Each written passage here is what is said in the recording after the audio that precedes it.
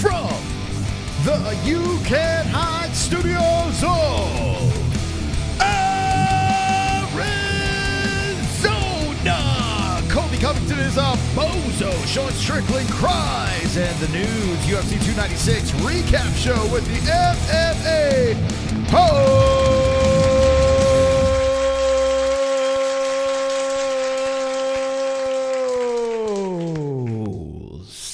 Wonderful, wonderful. Welcome to the MMA-Holes Live. Hopefully everyone is. Wonderful. Last second, put together the stream, no problem.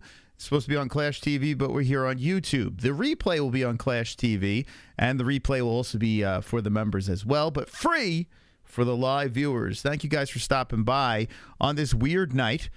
Listen, ish happens, Ish happens. You just got to, just take care of business here. And make sure, the people are happy and we deliver the content you guys deserve. I want to thank everyone for stopping by. My name is Chris Mystic Moss, King of the Dragons, and I will be your host for the evening as we dive through UFC 296. Colby Covington is a bozo. And we found out today that Sean Strickland cried during Theo Von's podcast. It seems like he's having a meltdown, and we'll discuss the latest in Sean Strickland news. We'll discuss the card and all the aftermath of 296, the final card of 2023. And we're going to be hanging with the boys. He got a win. Nice big win for Cody Garbrandt as well. How's everyone doing in the chat? Hopefully you are wonderful out there on the world of YouTube and Clash Replay. And, yeah. Hello, Chris. Oh, my God, the knitter. You're alive. The knitter's alive. Wonderful. It's good to see you in the chat. I hope you're doing well. The knitter's here. What was I going to say? Let me give a shout out to our sponsors real quick before we get underway. MyBookie.ag, the promo code is MMA-Holes for 50% match on your first deposit. So if you're going to gamble, if you're going to do it, with some cautiousness. Don't go crazy. Don't go reckless. Don't be betting on Colby Covington like I did. And poor Cody Durden. But use promo code MMA-Holes at mybookie.ag for a 50% match on your first deposit. I want to say a big thank you to everyone that ordered the pay-per-view through our link. It helps out tremendously. We make like $10 off of every order, and that means a lot. So thank you to everyone that uses our link. And for anything UFC, it's ESPN+. The link is in the description down below. And like I said before, we were supposed to be on Clash TV, but this replay will be over on Clash TV, so go give us a follow over there. Okay, let's get into it. Let's get down and dirty. So much to talk about. On this glorious Monday night. How do you guys feel in the chat, the live chat, and also in the comment section if you guys are watching on the replay? I want to know what you guys think a couple of days later after 296. I thought it was a pretty solid card, and then the championship fights, it just all fell apart. Like, really bad. Kind of embarrassing. The last two cards, and I saw a video of Trump walking out as Colby Covington was giving his speech. I don't know why they gave him the mic, but they did. And, they should have just let him, talk to the media afterwards. But instead, they gave him the mic, and he was just gobbling up Trump, and Trump was walking out of the building. It was... it was really rough.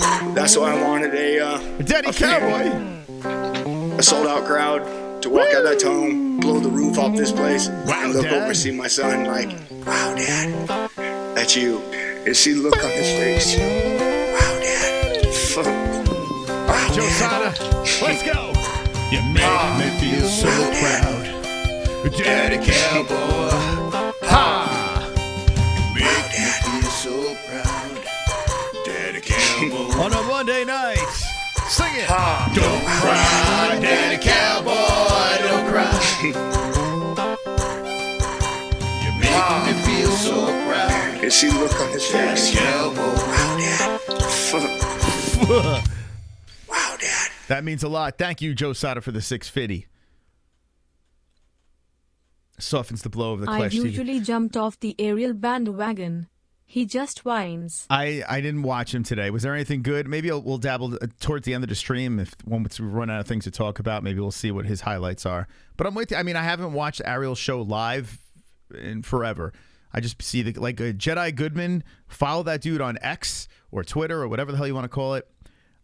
He just basically gives you the cliff notes. You can just like look at his videos and he has all the clips of it, and then you don't have to sit through the nonsense. He does. He cries way too much. Wonderful, wonderful. This is great. And surgery went great. Thumbs up. Oh, that makes me feel so good. I was worried about Ann today, and it was so nice Ann sent a picture. To those that don't know, Ann underwent a surgery. I'm not going to say what's for. I'll leave that to you guys. But Mike said it's a success, so that's great stuff. Very happy for Ann and Mike H. And may Ann heal up, and we'll see her beautiful pussy at one of the meetups. Let's go, baby. Let's go. Yes. I see in the chat, Life and Logic says Colby Covington is a joke now. I see Vince say I'm done with Ariel. I am too. I got to be honest. Like, it's really annoying. Like, he's annoying. Like, he's and people have been saying I've been a hater for years. I've been saying this for years. It's not because I hate his success. I'm impressed with Ariel has done, the platform he built, his relationships with most of the fighters. You know, they love going on Ariel. But let's be honest, the fighters go on Ariel's show not because they like Ariel. They go on because he built a massive platform, right? And they need the exposure. They want to get their name out there. So I totally understand why fighters do that. I don't know if fighters genuinely like Ariel. I got to be honest here. I can't see that being possible, considering how shady he is and everything that he says. He seems like he means well, but then he just stabs people in the back afterwards. So listen, I'm not going to go on and on about this guy Ariel, but I've had my encounter with him in my situation. I've said it a million times. Very nice to my face, and then like months later saying something completely different. Like, I don't know. He just seems super two-faced. So listen, whether you like him or dislike him, I don't care. It's up to you. Whatever you want to watch, you know. The fighters do what they have to do, but they don't like him. Yeah, I'm telling you, I don't think they give a shit about Ariel. But listen, if you notice, for instance, like Ali Abdelaziz, right, as a manager. A lot of his big guys, he wants to go on shows with a lot of views. Do you think these fighters like the Nelk boys? Like, if you hook the fighters up to a lie detector test, you think they're like, hey, man, like they act like they want to be friends with the Nelk boys, but why? Because they have a gazillion views, and they got this Happy Dad that actually isn't that bad. I drink Happy Dad, so I will admit to that. But, it's about networking. That's what it is. If a fighter comes on our show, they genuinely like us. I mean, they're actually like being cool if they come on our show, because we don't have a gazillion views out there and, millions of little children follow, that we don't have that over here. So that's why, anyone that comes on the show, I support 100%. And Cody Durden, who comes on the show, very nice guy. Not tainted by the Nelk, but I did see, he's going out there, he's networking, and I get it, man. I totally get it. But Ariel's doing his thing. The big problem for guys like Ariel Helwani is these fighters are starting their own channels, their own networks, their own websites. They're giving breaking news on their platform and not giving it to leeches out, on social media. And the MMA media game is going to change drastically within the next 10 years. I mean, 5 years, really. I mean, it's gonna pivot, and you're gonna go to your favorite fighter for the news. If you like a fighter, you follow their content, you get their breaking news, you get their thoughts on fights, and lead ups and other people's fights. So I don't know how long the shtick of Ariel is going to last with interviews. Now he's going to have to pivot, and he's got his crew of people, and I'm sure he'll just do fine, right? Whatever the hell he's going to do. So that's my 2 cents on that. I went way too long on that. How dare you? How dare you derail me from my program? But I thank you for the donations. All right, here we go. UFC 296, Edwards versus Colby Chaos Covington. Listen, I've said it a gazillion times. I am not the biggest Colby fan, right? But I do appreciate how he sells fights. I thoroughly enjoy the lead up to this thing. And I actually listened back to some of the show while I was at the gym today. And I picked Colby Covington, but I kept on telling people, I was like, listen, if my house, if you were to tell me that my house was going to go up in flames unless I picked the right person to win on Saturday night, I said I would probably pick Leon Edwards. But I was riding the Colby train. I just wanted to see him win. As a fan, I wanted to see Colby Covington win because I thought it'd be hilarious to see what would be next for Chaos, right? The trash talk, it was great. It was gold in the lead up. And listen, I'm not going to go down the road of, oh, he said nasty things about Dead Daddy. I saw a clip online about Ariel ranted about the dad thing. I mean, Jesus Christ. It's the fight game. I've said it a million times. I understand. Low blow. At the time, I was like, oh, man, I don't know if he should have said that. But at the end of the day, they're locked in a fucking cage in their underwear. And Leon Edwards had a chance to honor his father. That was a criminal. Honor his father and get the job done. And he did. Leon got the job done. Colby looked like trash. But let's be serious. Leon kind of dropped the ball. Leon won, but the fight was dog shit. And people are saying, oh, it's because of the layoff, this and that. Dana White kind of threw him under the bus. He looks old and, whatever. Whatever excuse you want to make for Colby Covington, let's be honest, Leon's just better. It's that simple. I mean, it's not the 2 hour, no, the 2 year layoff. No, it's not that. That's not the thing. It's not the thing here. It could play a factor in it, but this fight over here was Colby Covington was in his own head. The guy knew the key to victory was to fucking wrestle, and he decided to do it late in the fight. It's not because he was trying to warm up and shit. No. My man he was nervous that Leon was going to fucking take his head off, and rightfully so, because he did the same thing to Kamaru Usman, headshot, dead shot, the whole deal. Leon's good. He's a very good fighter, and he's a deserved champion. So Colby went in there scared. That's it. And yeah, I see Life and Logic saying Leon even out wrestled, but we knew that Leon is a good wrestler. Like Leon out wrestled Usman in the second fight. Like, it was kind of crazy what Leon was doing to Usman. Stopping takedowns or reversing and doing his own thing. So Leon could grapple, man. It's not like he can't wrestle either. And he's a big, strong Jamaican dude, man. These guys are like mutant strength. It's crazy. I went away to Jamaica on a family trip. We played water polo. The locals over there manhandled us. Dude, they got retard strength. I don't know what is in that jerk chicken over there, but Jesus Christ. These guys are very strong. And Leon seems like a very strong, powerful guy and a good striker as well. Colby went in there. He kind of looked tiny against him, and he looked fucking nervous. He just didn't, the game plan wasn't there, and Leon's just better at the end of the day. So Colby goes in there, gets embarrassed, then gets on the mic. Trump walks out. I mean, it's a complete mess. And then afterwards, Chaos goes in there and in the media scrum, and then calls out Stephen Thompson. Now, at first, it's a very laughable thing because it's like, okay, this guy pretty much got his head squeezed off by Rachmanov. They asked him if he wanted to fight Shavkat. He completely dodged that bullet. But then, when we had some time to think about it while we were watching the media scrum live, I mean, Colby's not an idiot, He may come across as a doofus and a dope, but he's not stupid. He knows, okay, I need to fight this guy Wonderboy because at least I could beat this dude. I know I could beat Wonderboy. I'm not beating Shavkat. So 2 guys off a loss, why not? I don't see why you shouldn't do that. But if I'm Wonderboy, I deny the fight. My man called me a pedophile. If I'm Stephen Thompson, I'm like, no, fuck you, Colby. It would be hilarious if Stephen just gets out there and says, you know what? Colby, you really want that fight bad, huh? Fuck you. It would be hilarious if Stephen just turns heel and just does that, I hope Wonderboy does that, because what's going to happen? Colby's going to go in there, wrestle, and he's going to destroy Wonderboy. He is. It's just that simple. I know Colby's a 40-year-old Wonderboy who's a very good striker and who actually has pretty decent takedown defense, but he's older, Colby's going to go in there and just manhandle him, So, listen, I understand why Colby did that. I get it.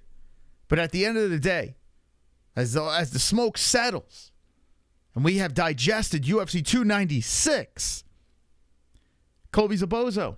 It's that simple, guys. Colby Covington came out as Bozo the fucking clown. Super chat. Life and Logic. Where's JBM man? I missed that door. There's so much crap going on behind the scenes. Our website, it's family, people passing. It's a lot going on. lot of stuff going on behind the scenes. So Jesse is holding down the fort right now. As time goes on, the kids get a little bit older. Jesse's going to be an intricate part of actually, she still is an intricate part of the show. It's just more behind the scenes stuff. Don't worry, we'll get her back. Don't worry about that. Thank you, Life and Logic. And she is a dork. You're correct.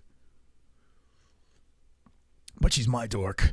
Thank you guys for the donations. Like I said before, we were supposed to be on Clash TV. This replay will be on Clash TV. And I thank you guys for stopping by and being patient with us, because I understand, we go to a new platform it's only for Monday nights, and there's complications. I get it. There's a lot of frustration. Trust me. If whatever frustration you're feeling, it's amplified by 10, 20 over here. I literally almost tore apart my fucking studio today. Like, just furious. Like, what's going on? So I get it. I appreciate you guys in the chat for being patient and following us wherever we go over here. I do appreciate that, because I promise you, we're going to lead you to greatness in 2024. Now, Chad, I want to know what you think. What is your aftermath thoughts of Covington versus Leon Edwards? A terrible disgrace of a main event. 5 rounds. Easy work for Leon. Leon made one mistake too, which kind of made me scratch my head. Like, Leon was kind of like, hey, I could take you down too. Look at me. And then that failed. And then Colby wound up on top. And then because of that sequence, Covington actually outstruck Edwards, which I bet a lot of Colby Covington supporters, the ones that are left, are probably like, well, look at this. I mean, significant strikes in favor of Leon. But because of that sequence in the 5th round, Colby had a big moment, and it made you very frustrated. If you picked Colby, or if you're a Colby fan, I bet, it had to make you very frustrated. Because if you think about it, that should have been the fucking plan from round number 1. You just try. You got the cardio.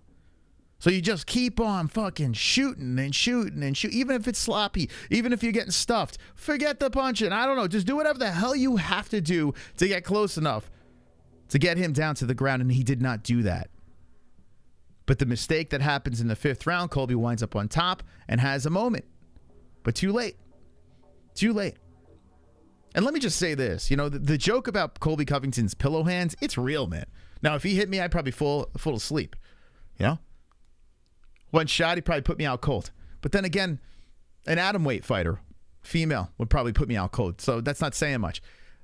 When it comes out, how light does this man hit? Does he have like 0 fucking power? And if that is the case, maybe cut some fucking weight. I don't know. Go down to 155.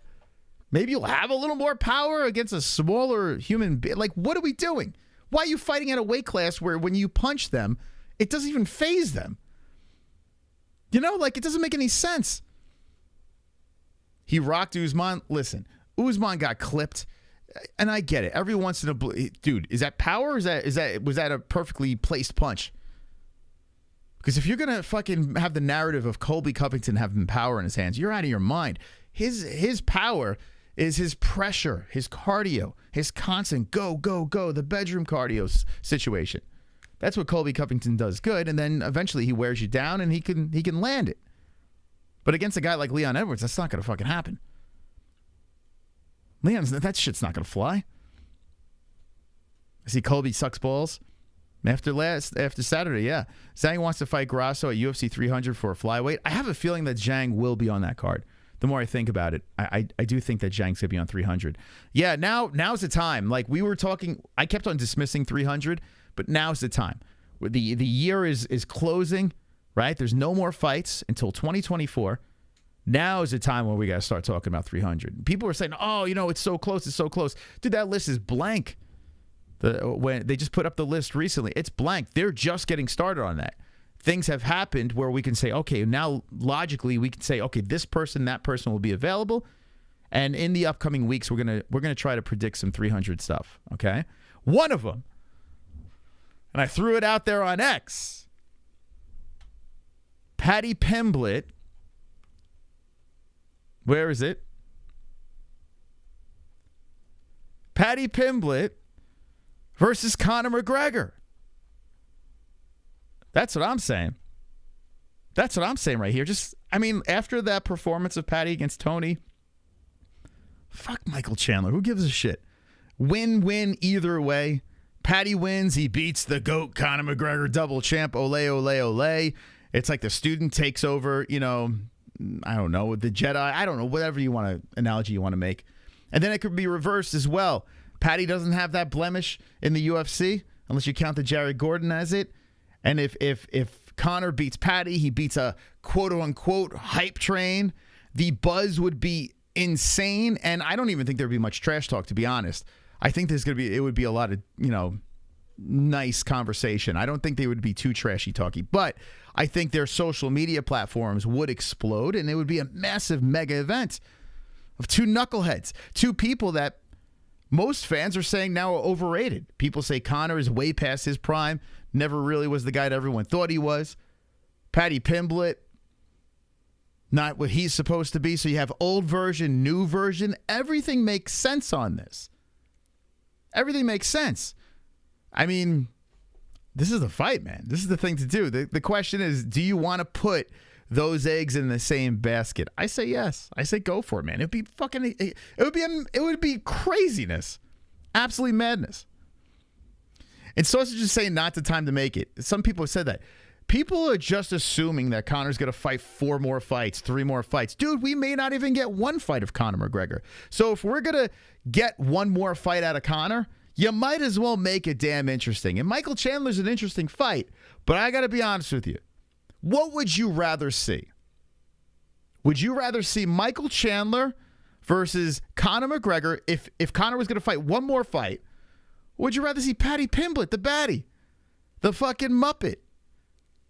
I mean, listen, take my money with Paddy Pimblett. I would like to see Chandler, but Paddy versus Conor is fucking insane. It's insanity. I want to see 2 freaking goofballs go in there and go at it. Old version, new version, Cage Warriors. That's what I would like to see. I mean, come on. You're crazy for not wanting to see that. There's a good chance that Michael Chandler, and maybe this is what people want to see.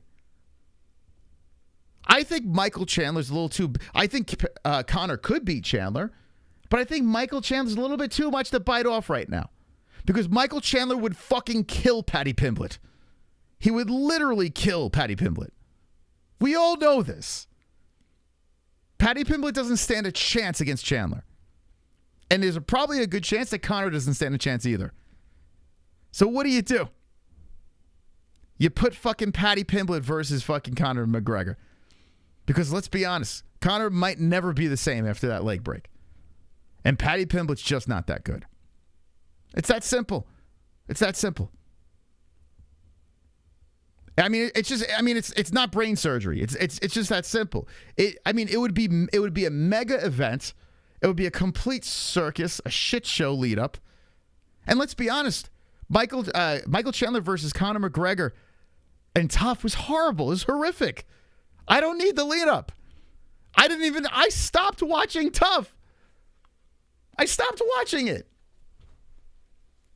So you mean to tell me Tough sucked, so let's just let those guys fight? No, thank you. We got a taste of it. We're good. I'm good.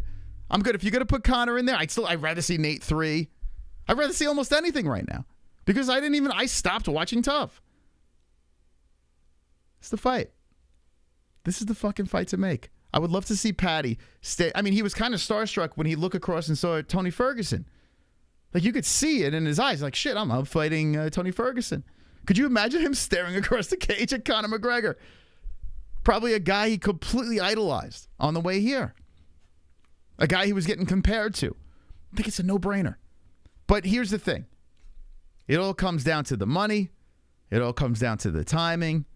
I'm assuming Paddy will be all right to turn it around. I don't think Paddy took much damage in the Tony fight. His nose was bleeding a little bit. He got very tired. And we don't know what Conor. We just don't know when he is going to be officially ready to go. So that's the problem. It's timing. Timing is the word. Is the biggest setback with this. But anyway, let me know in the chat what you think. It's a shot. It's a very long shot, but it's something I would like to see. Conor versus Makhachev. That might upset a few people. Conor versus Leon. Conor versus Triple Champ.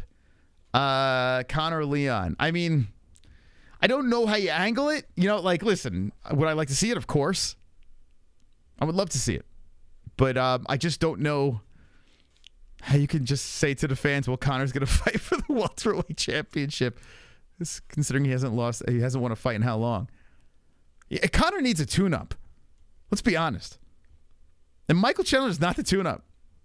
It's not, man. It scares the shit out of me as a Conor fan. My fear is this. Michael Chandler takes him down and batters his fucking head in. You know? That's my fear. I don't need that. I don't need to see that, man. Now, I hope Conor just runs him over. We move on. I don't need to fucking see Michael Chandler beat the fuck out of Conor McGregor. It's bad enough I get to see Poirier get his revenge. You know what I'm saying? And I don't want to see Paddy beat Conor, but you know what? It's like a passing of the torch, so I could just take it, you know? By the way, let me say this real quick about Paddy Pimblett. And I'm not going to slander Paddy anymore. I've said my good things, my bad things about Paddy. Look at Steve will do it. Check out this guy. Woo! But that's like my new response to everything now. I just saw this pop up. I was not able to hear the what's going on here? I was not able to hear the actual post-fight interviews because I don't know what was up my TV. It's working now. It's weird. Probably just some sort of glitch. I don't know. But this popped up, and I want to know if you guys heard about this. So it was a gentleman that follows us on Twitter. He's from Canada. What's his name? I don't know his fucking name, but hold on a second. Where is it? Where is this fucking dude? So much junk on my X. Oh, here we go.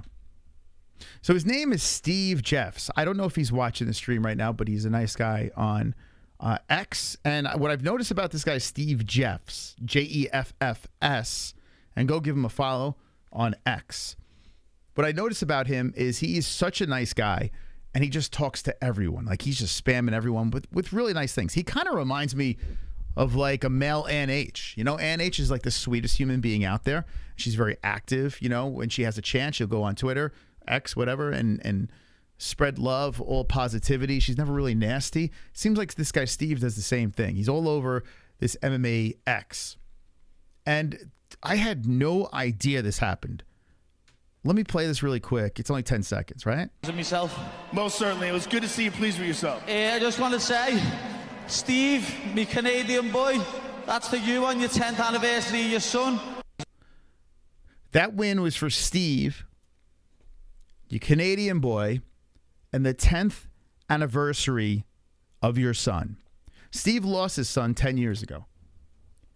He's just an average dude on X that's just very positive. He must have had a back and forth with Paddy. And Paddy just threw that shout out there. And I got to be honest with you. I'm not going to shit on Paddy anymore. I'm not going to do it. Seahawks just beat the Eagles? Holy crap. My neighbor will be happy. I thought that was one of the fucking cool. Yeah, he just pinned it over here. I thought it was one of the coolest things that you could do for the guy. You know? Dude lost his son 10 years ago. Apparently, I just looked at his profile. I don't know the story, but he says lost wife and firstborn son at 37 and 24. Oof. Holy fuck, man. Like, when I read that, I was like, damn. Now widowed father of 5 great kids. Damn, man. Just a shitty situation. So Paddy must have got a hold of that story and gave him a shout out. I think that's just so fucking cool, man. Incredibly cool. And this guy posts a lot, man. He's very active over here. But if you didn't hear it, listen again. It was good to see you pleased with yourself. I just want to say, Steve, me Canadian boy, that's for you on your 10th anniversary of your son. So, I mean, think about it. He spoke about mental illness. He spoke about suicide and stuff like that. And then he speaks about this. I tell you what, I think the problem with a lot of us as fans of sports is when we see a confident human being that's successful, if they're too confident in a way that we don't like it, we kind of turn on them, right? And Paddy Pimblett's confidence doesn't match his skill set, right? He's good, but he's not quite great. But the way he talks like he's great. And I think it turns us off, you know, as fans of this sport. So we're like, I don't want to see this guy win. He's really not that good. maybe we're reading too much into this. And I had a situation with him where he kind of blew us off. He said he was going to come on the show. This is way before this is before like anything, like early Cage Warriors days. And he's like, yeah, I'm in, and he blew us off. Whatever it is, I'm not going to hold any grudges or anything like that. But you know, I don't know. After this situation, after hearing that, I kind of like it. You know, I kind of like this. We'll see what Meatball Molly I can't stand. But maybe she's a nice girl, too. I have no idea. But she's so annoying. I don't know. Maybe I'm getting soft in my old age. Maybe because I'm a dad. I don't know what it is. I'm more forgiving now. But it's just weird. Like, I'm thinking about, like, why do I hate this guy? Because all right, so he's not as good as he thinks he is, or he says he is, or his fans think he is. I agree with that. But why do I dislike him? I do agree. Molly is I don't think I could turn around on Molly. Maybe I'll just pretend that she doesn't exist. I don't know what it is. I can't stand her. But you know, it's weird. So let me know. He fucking. So I think that's what it is. So I'm pretty sure we solved the case. We know he's not that good, but because he's obnoxiously throwing it out there that he is, we're turning on him and we want to see him lose. Is that what's happening? He's an arrogant jack. So that's it. Okay, we solved the case. Now the question is this: do you still want? The fucking guy lost this dude lost his son 10 years ago. It sounds like a horrible story here, and Patty just gave him a fucking shout out. On your 10th anniversary, your son. Jesus, we're gonna still shit on this dude. He's just all right. I can't. I try to help him out, man. I try to help him out. There's just so much I can do. Let's see. Thank you, Casey Jones. Did you just gift him double champ? Thank you, Casey. Casey gifted a membership. I appreciate that. Wonderful. Hit the likes. We got Anonymous A-Hole. Islam walks around heavier than Colby. Colby should cut and fight at lightweight. As for Conor, I could care less. Steroid Conor beats Paddy. Paddy leaves his chin wide open. Conor knocks his head off his body. I would imagine that's the case too. And another reason why I would like that fight as well. I think Paddy's an easier fight than Michael Chandler. I do. But here's the thing. No matter who wins that fight, one has to lose. And they're both polarizing figures, you know, in a little bit different situations, but they were compared to each other. And I love everything about that fight. Everything. I think that's the perfect tune-up that Conor could use. And if he loses, then Paddy uses it as a stepping stone to, you know, do whatever the hell he has to do in his career. So I think it's a win-win for either guy. Super chat. Stormy Daniels. Can't W8 for PTS game so I can make PTS that bum to jail.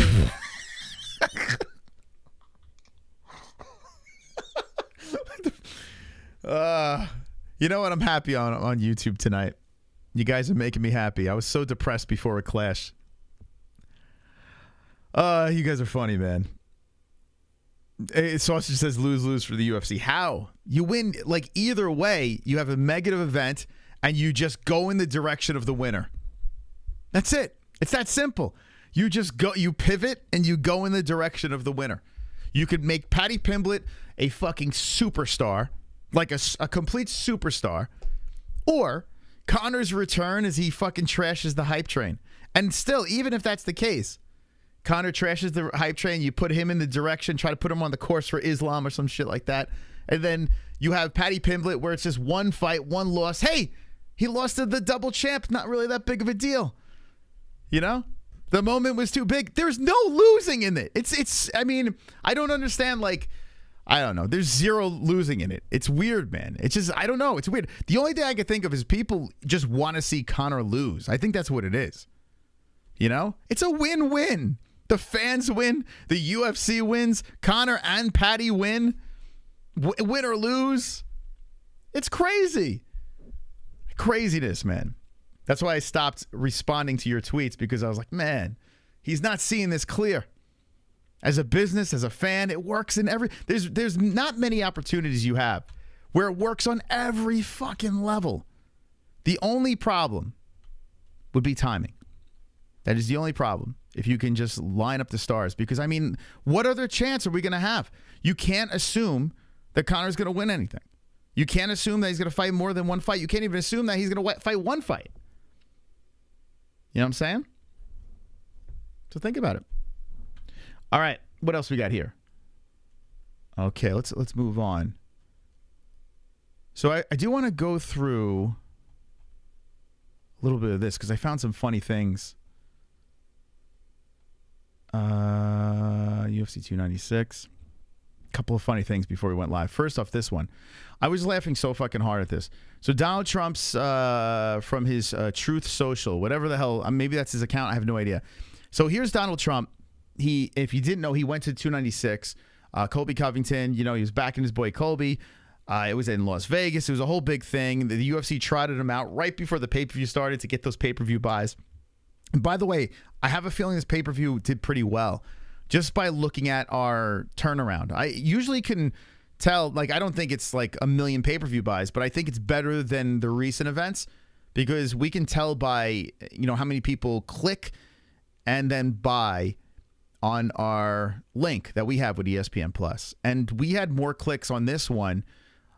Man, it's been a minute since we had this many purchases for a pay-per-view. So once again, I thank you guys for using our link. But it also helps us figure out, okay, was this a good event? Was this a bad event? Pay-per-view buys, because they don't release the numbers.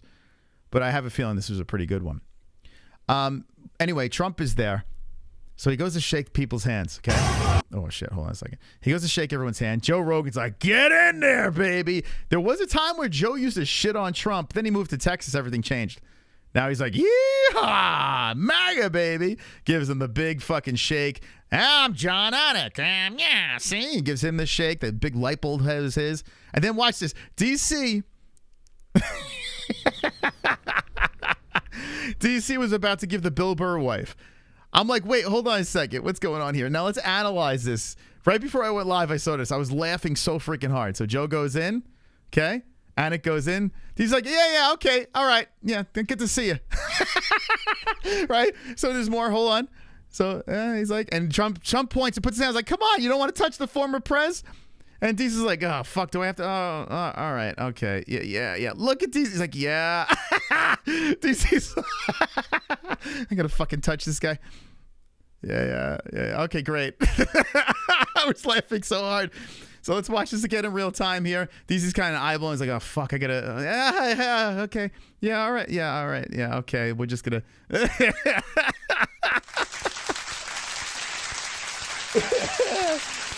So funny, man. So fucking funny. All right, I gotta shake your hand. Okay. Oh boy. You could just tell. You could just tell right there he's not a Trump dude. You could just fucking tell. He's like, all right, I'll shake your hand. I'll pretend you mean something to me. Oh, it's so silly, man.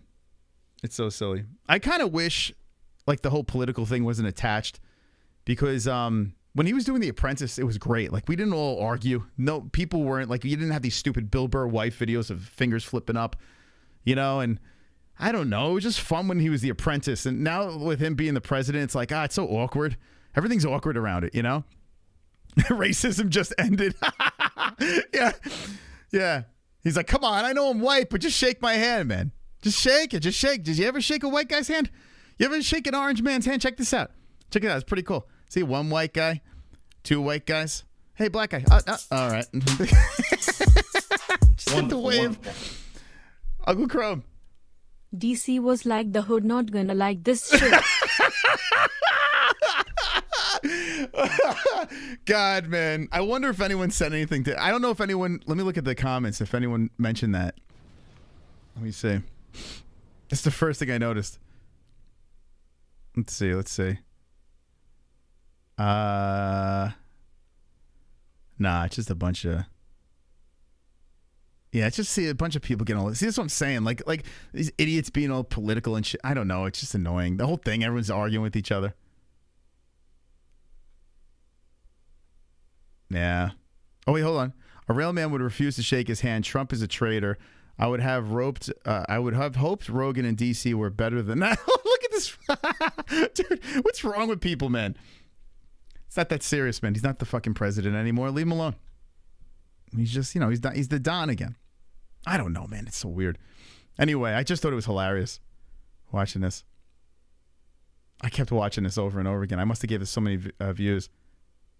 Yeah, like so many people are so ridiculous. Like those knuckleheads that are going into the comments and having these political arguments with each other. It's like, just get a life. Like what? Like you got to get a life. Anyway, Strickland. We went over this. How Strickland. So, a couple of funny things. So, to those of you, I mean, unless you live under a rock, DDP and Strickland were at the fights. There was only a 2-row separation. I thought it was 3 rows. It's like 2 rows separation over here. Actually, it might have been just 1 row, right? Yeah, actually, I'm wrong. It's 1 row. Okay. Yeah, Gilbert Burns' family. You had Brandon Moreno over there. Okay. Now, they showed this on the broadcast. I did not see the brawl on the broadcast. I didn't see that. But people in the chat were saying, yo, there's a brawl. Strickland's got into a fight with DDP. And then as the stream progressed, we showed all the clips of people in the audience recording it. And then when the stream was over, and I was just watching some videos, and I saw the clip of this clip. Apparently, they showed this on the broadcast, where Joe Rogan and DC and Anik are kind of breaking it down on the broadcast. And Dana White said, it's my fault that this happened, that I put these guys so close together. Blame me. I'm the idiot. I'm this. I'm that. But yet they show it on the broadcast and they break it down. Okay? I don't believe a goddamn word Dana White says anymore. I mean, he is so full of shit. I mean, if he really did not want that to happen, why they keep the cameras rolling for a breakdown? He called himself an asshole. Yeah. Like, why? Like, come on, man. Like, just tell the truth. Say, hey, listen, maybe if something happened, like I kind of wish he just was fucking honest and said, you know what? I put them together. I was kind of hoping maybe one would get slapped and we show it on air and then we use it as a promo. Like, just say it. Just say it. Or yeah, like in the chat, they're saying, why admit it all? Exactly. Don't even say a damn thing, right? But he's like, I'm the idiot. I felt bad for that. Did you feel bad for the broadcast? Like, you're in control of this stuff here. You know everything that's going on. You're the fucking puppet master, Dana. And you mean to tell me that you had no idea that the broadcast was going to then break it down afterwards? I mean, this is so ridiculous. I don't think DDP and Strickland were in on it. Now, even after today, when Strickland put out a tweet about him crying on Theo Von's podcast, this guy's going through some shit. And we'll break it down one more time over here. I don't know how we can show it because this is their broadcast, so let's show it in pieces. So DDP's behind him. Like, Sean Strickland knows he's on camera. He's looking around. And then, when he looks around, he sees on the Jumbotron that DDP's like fucking going like this and stuff. Well, what is Sean going to do, right? Sean's going to turn around. He's going to tell everyone to politely get out of the way. Now, this guy over here with the sunglasses, I think he knows what's up. But this is the funniest thing ever. He tells Gilbert Burns' kids, hey, move out of the way. And then he just immediately, just launches in there. Think like a cat. Whew! Goes in there, and it looks like Duplessis going in for the takedown. Okay? So glad we have a nice, clear video of this. DDP goes in like this, like he's protecting his face because he knows there's a feral Sean Strickland coming at him. And then here comes Sean flying in like a gazelle. Not a gazelle, like a leopard or a cheetah. Hunting a gazelle, and he pounces on him. DDP goes in for the takedown, okay? So DDP's around over here.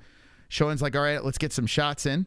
So Sean fucking throws some shots over the top, but it's more like, open hand shots and maybe a little forearm on the, on the top, whatever he can get in there. Everyone jumps on top of him. Gilbert Burns is in the mix. There's a guy with a big fucking Pharrell Williams hat on. DDP gets immediately pulled away. He gets out of that quick. Super cool. I mean, that's crazy, man, how quick. And Sean's still on the ground. So, I got to be honest with you. Just from this exchange over here, I don't feel very confident about picking Sean Strickland in this thing. I don't think he can hurt DDP. I really don't, from what I see here. They separate him, and now DDP is just like the Joker, just laughing and yelling back. Strickland's under a bunch of fucking suits. They're restraining the South African, and the American's on the ground, still on the ground there as security's trying to break it all up. So we get to another angle here with DDP being pulled back, Duplessis, and no sign of Strickland, right? As DDP still barking, Strickland's still being restrained, and now he's like, all right, I'm good, guys. I just had to get that out of my system. He got a smile on his face. Chuck Liddell's there. You know, the Iceman. And Sean's like, let me get the hell out of here. He puts his hands up like, what do you think, everyone? Jamal Hill likes it. Just walks through Islam Makhachev was there. Giving him props. But anyway, Sean never came back into the building because he was embarrassed. He broke, right? So he basically said, I'm not going back in there. And he said on his social media, it's pretty funny. He's like, this is why I don't go I can't leave my house. It's like why I don't leave my house, right? Let's see if he still has his stuff on Twitter. I kind of feel for Sean, man. Like he's got some shit going on. Some serious shit.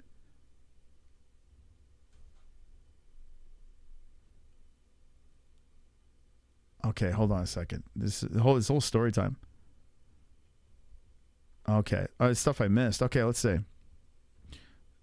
So Sean, he reposted, so he's not embarrassed. Super chat. KC. Strickland should have used 12 to 6 elbows. I mean, this is a street fight now. This is not a sanctioned fight, right? Go in there and eye gouge, do whatever the hell you have to do.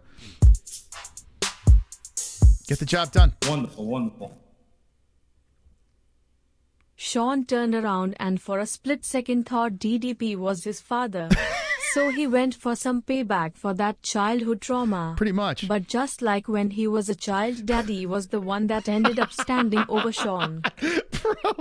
Bro, man. That's pretty accurate, man. It's pretty. I can't deny that. Let me make this very clear because I know I'm getting under the skin of some people. Okay, I know there are Strickland fans out there that don't like Strickland's slander. Okay. I can't make everyone happy. I like Sean Strickland. Unlike Colby Covington, like I am actually a fan of Sean. Like I like Sean. I root for Sean. Colby, I'm not quite a fan, but I appreciate his trash talk. I truly enjoy his trash talk. But at the end of the day, I'm not really a fan. Sean, I kind of am. I do enjoy Sean a lot. And I'm kind of rooting for the guy. You know, he's not supposed to be the champ. You know what I'm saying? But there he is. You know? And he speaks whatever the hell's on his mind, so I respect that. So if I say anything that's in a joking way against Sean Strickland, or people need to just fucking chill. You know, people need to chill. That's it. I am not just it's just weird how people latch onto certain athletes and they're so diehard that they get offended by anything negative that goes in their direction. I don't know. I'm sorry. I'm a big Conor fan, and I even shit on Conor too. So it's like, I don't know how you can like a certain athlete so much that you're delusional and you can't fucking see both sides. Anyway, with that being said, Sean takes the social media. His character started a fight. Didn't want to finish. This is the Colby stuff. I go hard on everyone. I know this. Izzy mouth feeding his dog. Drickus kissing his coach and grabbing his cup. O'Malley talking about sharing his wife in a podcast. You're a man on a world stage doing this in public. And what do you pick? You got abused as a kid. I'm sorry. Listen, first off, I don't disagree that that's fucked. That's a low blow. I agree with that. But there was a woman, and someone put it out on Twitter, and I'm going to reiterate this. This is just one example. Sean Strickland did not give a fuck that this girl died and that the UFC was promoting her. And he said things that were true. Okay, he said things true I did agree with, but he did make fun of a woman that died and that she wouldn't be relevant if she didn't die, right? I am sorry.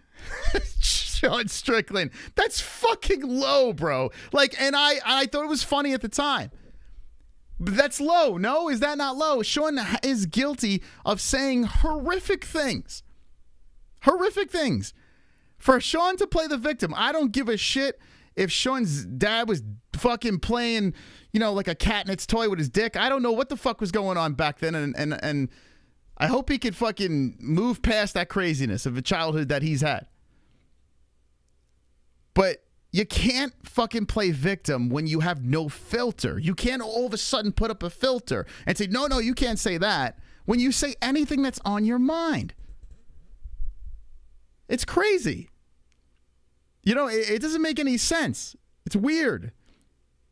And he follows up later on talking about the Theo Von thing. So I did a podcast with Theo. Goddamn wall broke a little bit. Allergies started to act up.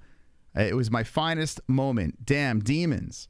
I don't know what to do now. I think I need to go buy an iPhone and a Tesla, adopt a cat, all vegan diet, maybe start a fucking dude. I don't know. And he's poking fun at that. Listen, he needed this moment. He needed to be broken mentally to build himself back up, right? And hopefully we get still a funny Sean Strickland, but maybe a more polished version that can take it.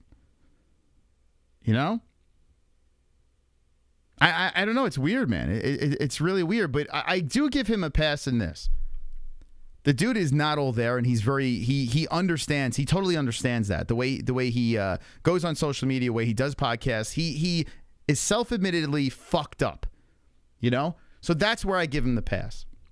I'm not going to completely roast him and say, shitty things about Sean. He got abused as a kid. It's a fucked up thing. Yes, that was a low blow, but lesson learned, right? Anytime you move forward from this point on, if you're going to talk shit, you better be prepared to take it. Wonderful, wonderful. D-Man. DDP won that exchange.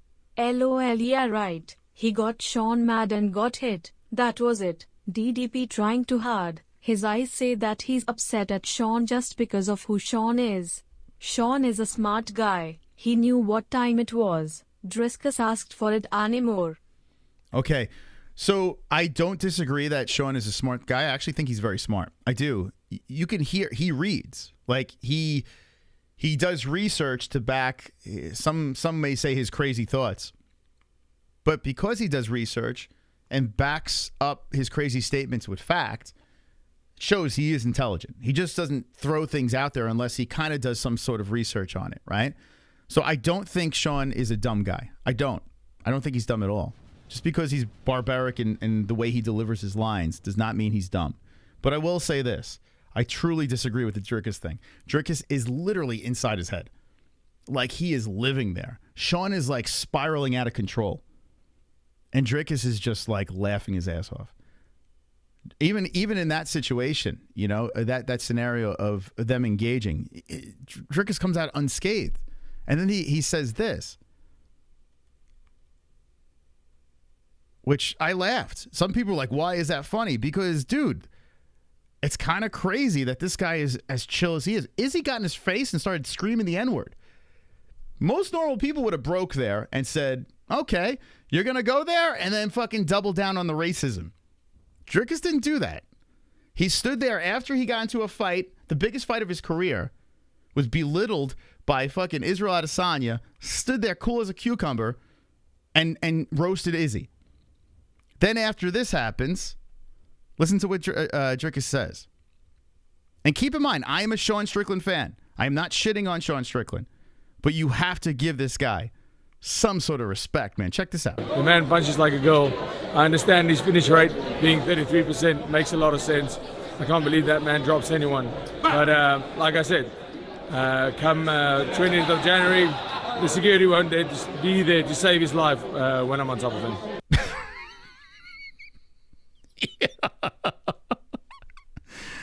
I mean, dude, he's smooth. Dude's smooth. And he hurts people. Sean knows how to win fights. So Sean, he's got a great team behind him. Eric Nixick should be coach of the year. Did he win that? Who won coach of the year? I didn't watch the MMA awards. Does anyone know who won? It should be Eric. And Sean's he's a really good fighter. No doubt about it. But dude, this thing is gonna be this is gonna be such a good fight. I think in this psychological warfare right now, Sean has some time to regroup. But if he's crying on Theo Von's podcast, DDP is in the driver's seat right now. At this stage of the game. We'll see how a lead-up goes. Wonderful, wonderful. DDP needs to end this with the final kill. All he needs to do is come out to his "Oh Danny boy," but change it to "Oh Daddy's boy." What the fuck, bro? Man. Thank you, Chrome. It's a wild situation. Dude, you know, with all the coverage that this is getting, like Dana White, who is calling himself an asshole for putting this together, looks like a freaking genius. We're just gobbling this stuff up. And I got to be honest with you, I could talk about this shit all day, the psychological aspect of this all day, over Ian Gary's wife. Thank God this happened. Because if it didn't, for some reason, we'd be talking about Ian Gary, his STDs, and his fucking wag wife. This is way better. This is way more interesting. There's so many layers to this that we can dive down and see the psychological warfare going on. And yes, what DDP said was wrong. Make no mistake, I agree with that.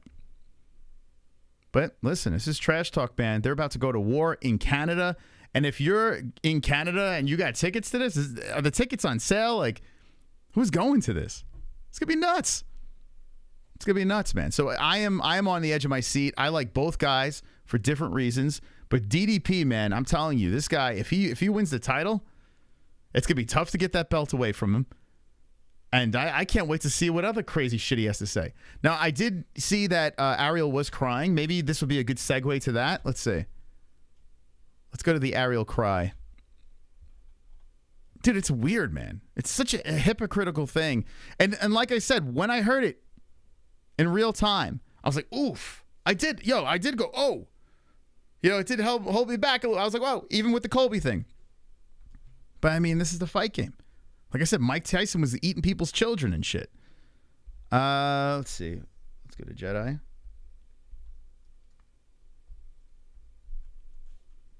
Okay, make sure you guys hit that like button. Thank you very much. We're up here on YouTube. Throw the replay on Clash TV. Oh, he apologized to the UFC. Look at this. I want to start off by... So this is Neon. Oh, I feel like we got to go down this rabbit. All right, I'm all over the place. We'll get to that. Okay. Oh, see, this Jedi good. Yo, this guy needs an award. Get this fucking dude an award. He literally breaks down all the nonsense and throws it on his X account. Like all right, before I go down that road, I feel like that's a completely different segment. Let's see. Who do you have? He had Michael Page and what was that, Jeff Neal before? Who else did he have? Andre Feely. This dude's on oxygen. What's happening here?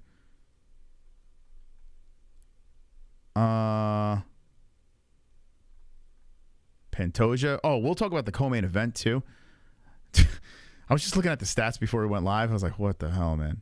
Oh, where is it? Does anyone have the clip of Ariel crying? Bilal has to be next. Oh, here we go. Here we go. I think this is it. Okay. So this is Ariel Helwani on the MMA Hour. I tell you what, man, I feel cozy. I feel cozy right now. It's good to see you guys. You guys ready for the holidays? You guys settled in? You got the shopping together? Why would Neon need to apologize to the UFC? We'll get into that. I never even knew who the hell Neon is. Like, it's probably the best thing that happened to that kid because I had no idea, no clue who he was. Do we like fruit? Do you guys like fruit? Okay, here's Ariel, MMA Hour. This is how we'll wrap up the Strickland and DDP segment, okay? And maybe some people will agree with Ariel, and that's fine. Everyone's entitled to their opinion. Even if we disagree, you're entitled to it. It's all good. You know? You're just wrong, but, I mean, it's okay. Is the McGregor effect. But we are seeing the bastardization of the McGregor effect. We are seeing men who grew up watching Conor McGregor 7-8 years ago at these press conferences. He's so serious. He's so serious. Hold on a second, guys. He's such a serious guy. Wonderful, wonderful. Dana White knew what he was doing. The UFC embedded camera crew was right in the mix of all the mayhem happening Saturday night. Just like they were there when Conor threw the dolly into the bus. All planned and we ate it all up. Listen. Super Thank you, Chrome. Osada treats? DDP should wear a mask of Sean's dad at the weigh-in.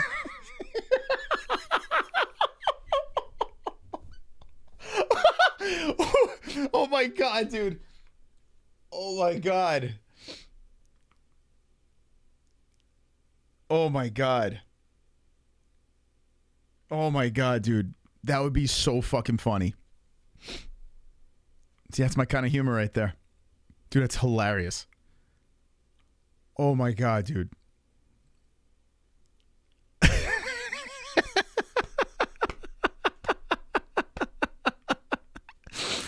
Oh boy. All right. What did Chrome say?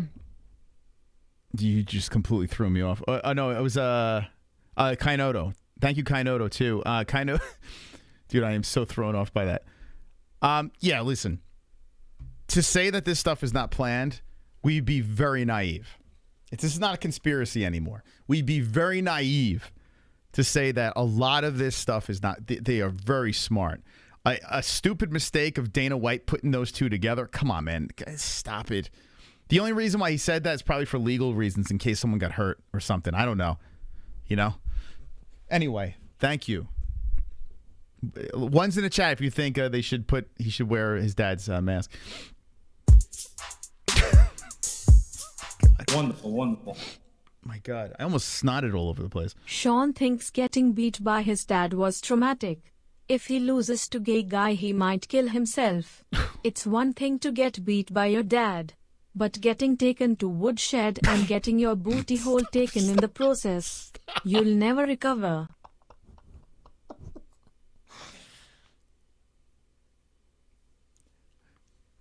Stop.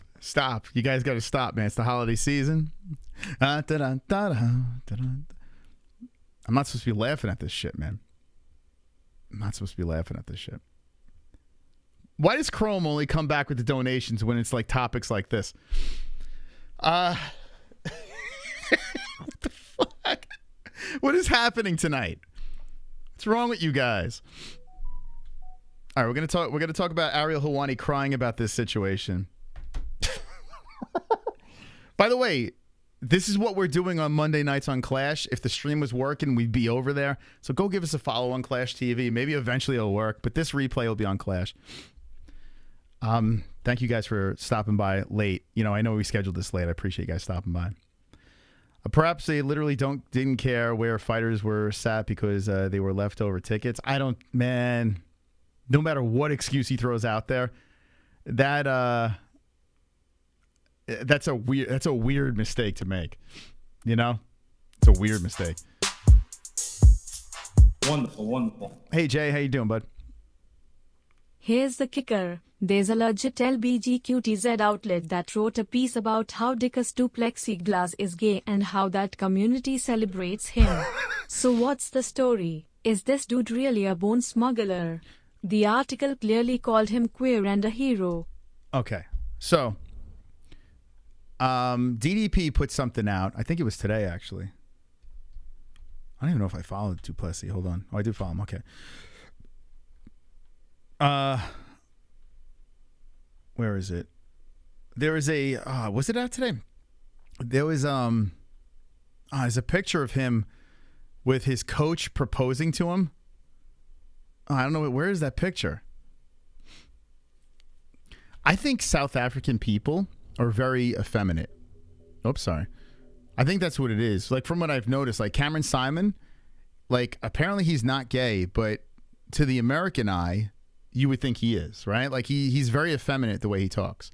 I saw a little bit of a Guru with Simon, and I was like, is he hitting on Guru? Like, what the fuck's happening here?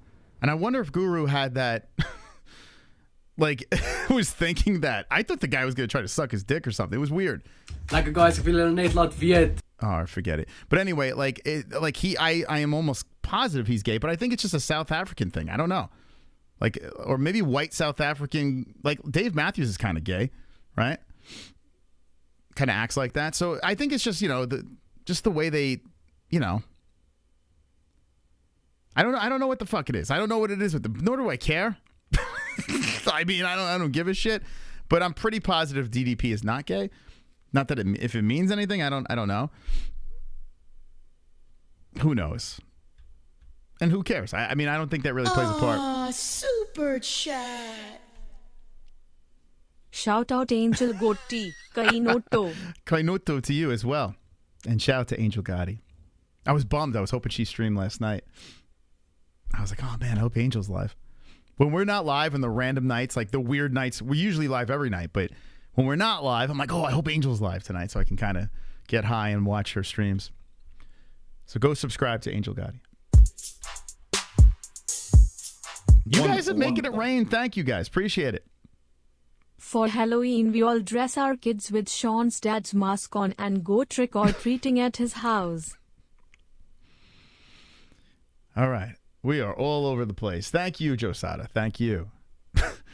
Okay, I was going somewhere until we got completely... Oh, yeah, here we go. I see what you're doing. You're trying to deter me. I'm just trying to wrap this story in a bow with Ariel crying and making fun of Ariel, but you guys are sidetracking. Cut up his opponents with his words, run circles around everyone in a unique, entertaining, at times charming way. Did he cross the line later on? Yes. So he's talking about Conor McGregor in his heyday when Conor was rising up and he was brilliant with his trash talk. Yes, he was amazing. He was. Conor, I mean, the Conor rise, one of the most epic rises of all time, mostly on the mic. The mic was great. Anytime he was interviewed, it was like must-see TV. He was just always had a line after another line. He was quick with the tongue, and then all of a sudden the blue lips happened with Khabib, and it all fell apart. And even the Mayweather thing, just super cringe. But prime Conor McGregor in 14, 15, 16, that was magic. That was theater. You could have charged for those press conferences. And those clips live on and on and on. And we replay them over and over and over again. At the seasonal press conferences, at the one-on-ones, the Mayweather stuff, etc. And now 7, 8 years later, 9 years later, we're starting to see people who grew up watching that stuff and say, like, okay, now's my chance. Now's my chance to sit up there and have my moment. It looks like I need a chiropractor. I would never go to a chiropractor, but I have bad posture. And the camera angle's at a weird angle. So I do have bad posture, though. I don't believe in chiropractors. I feel like they make you worse.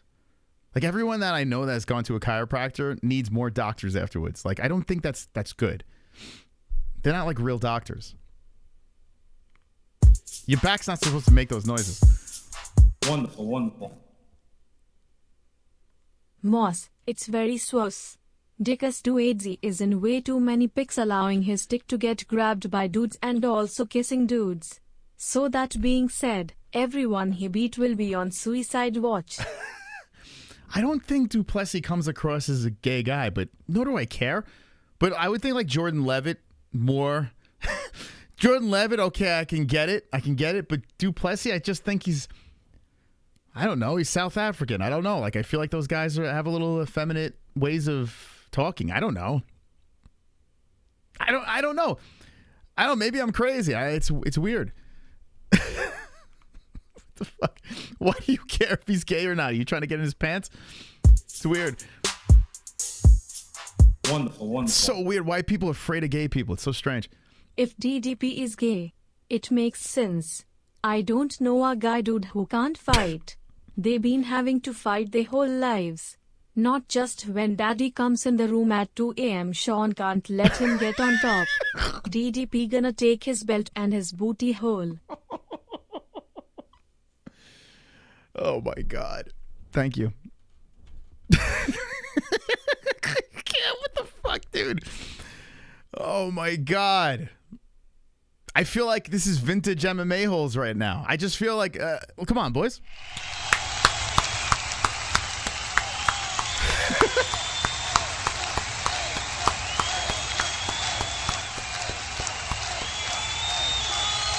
I got a little tear in my eyes, guys. I feel like we're back in the old days here. This is great. This is fantastic.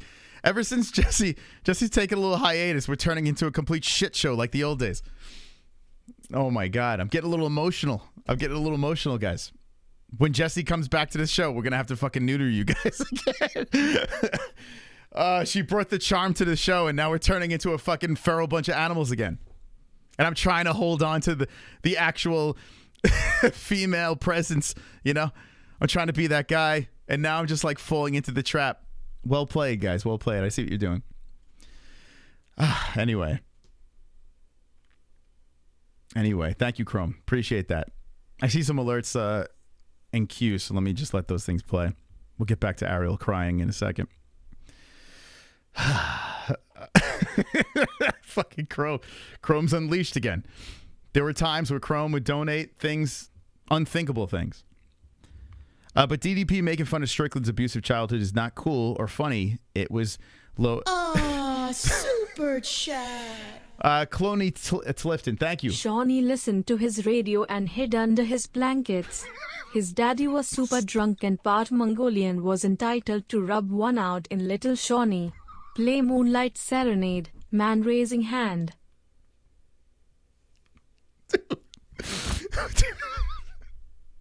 Bro, what are we doing? What are we doing here? What's happening? Oh my God.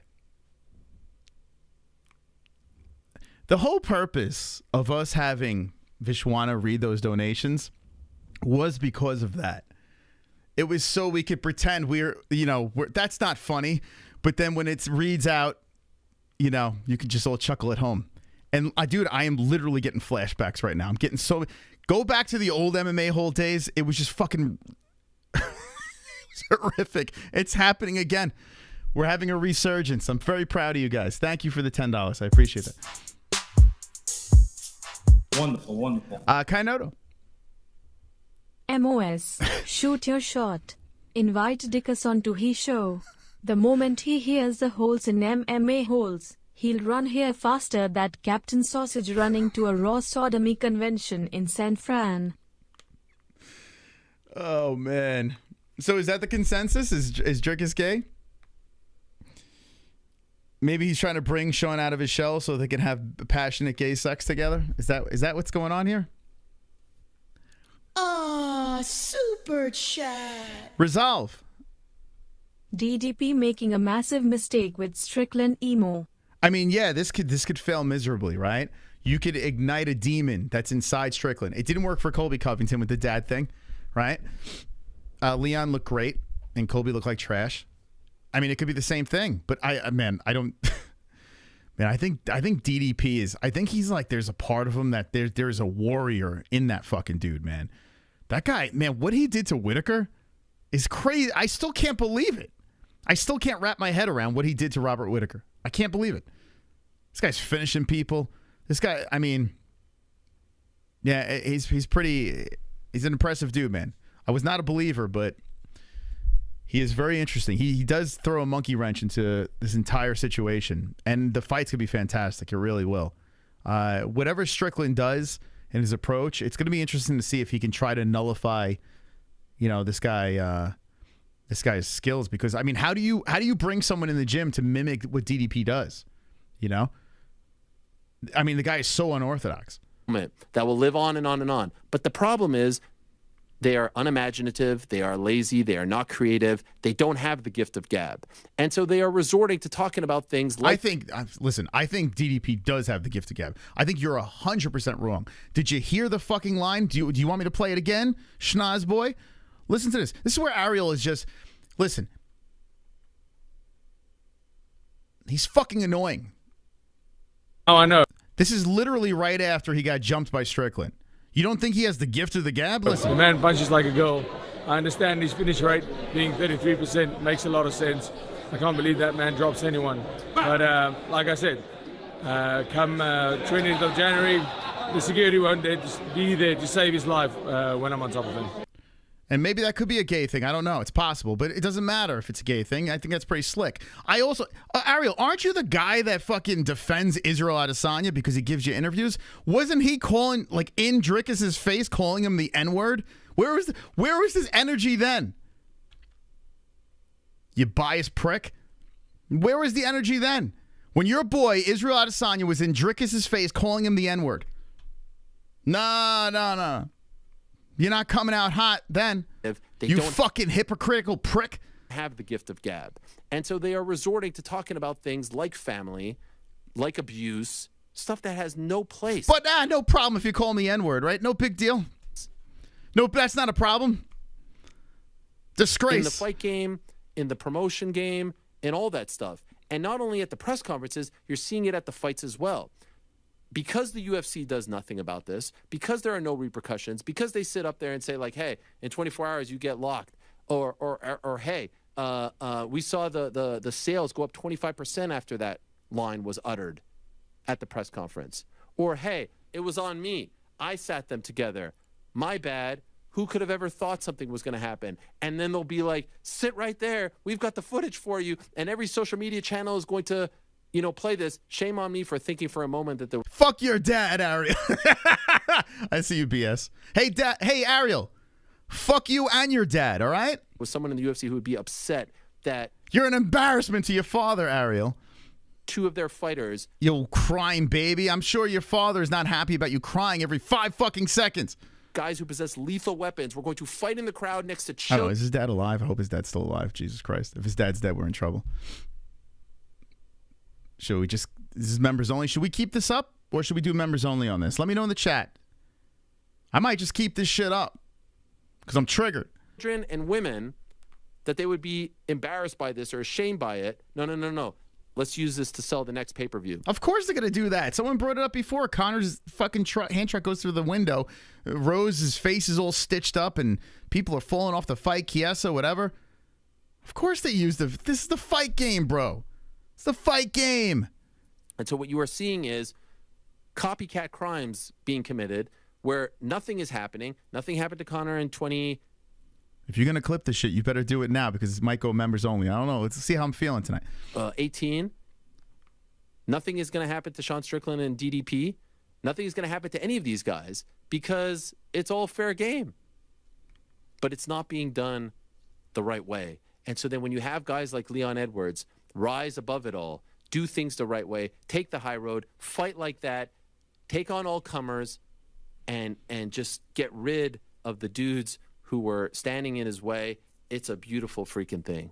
It is a beautiful freaking thing. And on a week where, I'm watching these press conferences, and I'll be honest with you, like, I think it's embarrassing. I don't know. Yeah, but, Israel getting into DDP's face and calling him the N-words, not embarrassing at all.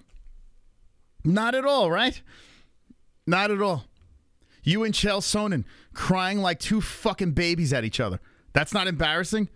You and Chael Sonnen for 45 minutes straight, this. Just crying. That's not embarrassing? Just that going on and on. That's not fucking embarrassing, you weasel. You hypocritical fucking asshole. I don't know how anyone could like this. You sit there, be honest with yourselves. You're sitting there watching this stuff, and they're talking about abuse, and they're talking about deceased family members, and all this isn't unique. This isn't creative. This isn't imaginative. You like this? This makes. I think it is imaginative. I can't fucking talk. I think it is. It is. Who has the balls to tell Sean Strickland that he's getting fucked by his dad? He was getting fucked by his dad. Who has the balls to do that? It's balls of steel. You have to be a lunatic. You're going to be locked in a cage with this man. And then you have the audacity to bring up his abused past. He's getting locked in a cage with this dude. Bro, that's balls of steel. Did you get locked in a cage with Chael Sonnen when you had those big balls of steel? Did you get locked in a cage with him when you were just throwing insults at Uncle Chael? No, you didn't. You're a fucking hypocrite. You're an absolute joke. And for some reason, people keep on giving this guy fucking trophies. Why? So he could shove it up his ass? 14 trophies right in his fucking ass. That's where they belong. So stupid, man. It's so fucking done. I'm done with this, man. It's crazy, Ariel. Like, it really is. It's nonsense. You're just spewing garbage. Just out of your mouth. Everything you say, you're hypocritical. We have receipts. Just go back. Damn, man. It's so annoying. So fucking annoying. Drives me nuts. You want to watch these fights? This makes you want to root these guys on? This is craziness. This is not why we love this sport. I love the sport for guys like Leon Edwards. No one loves Leon Edwards. What are you talking about? We just watched the most boring fucking main event where Leon wound up on his fucking back in the 5th round. Oh, yeah, let's have all the cards with Leon Edwards in the fucking main event. That would be fun. Bro, what the? Why? Because Leon gives you interviews? You biased motherfucker? He's such a fucking piece of shit, this guy. He really is. Like the gloves are off. This guy is a fucking clown. He's a clown, man. I don't get it. I don't understand why people just listen to this guy and be like, oh, yeah, that makes sense. Yeah, let's have a card fill with Leon Edwards. He's very good. Don't get me wrong, he's a very good fighter. But could you imagine everyone showed up at a press conference mumbling into a fucking microphone? You can't even understand a word they're saying. That's what you want to fucking get? A press conference of fucking 7, 8 people on the stage. No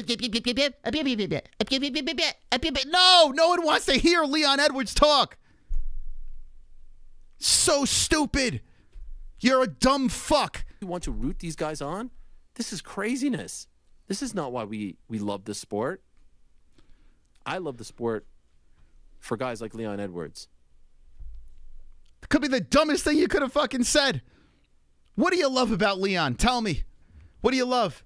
A shitty fight with Kamaru Usman and he got lucky with a fucking head kick? Is that what you love? It was an atrocious fight. A shitty fight that we just watched with Colby Covington. Just hot dog shit. Steaming. And a fucking sidewalk. In 115-degree weather, Ariel. That kind of dog shit that Leon Edwards and Colby Covington put in front of us for $80. Oh, I forgot. Leon gives you interviews. Colby Covington doesn't give you interviews, does he? Colby Covington won't go on your fucking show, Ariel. Just say it. Colby Covington won't go on Ariel Helwani. That is why Ariel is shitting on Colby. Ali Abdelaziz guys won't go on Ariel Helwani, so he shits on Ali Abdelaziz guys. You are a fucking fraud. An absolute fraud. You infuriate me. You're a fucking liar. You're a hypocrite. And it's why fighters are turning. It's so stupid, man. Enough's enough. Aggravate me. You trigger me. And everything I'm saying is a fucking fact. Ah, super chat. Disgrace. Chris Hansen. How you 2 doing? joints is a child molester.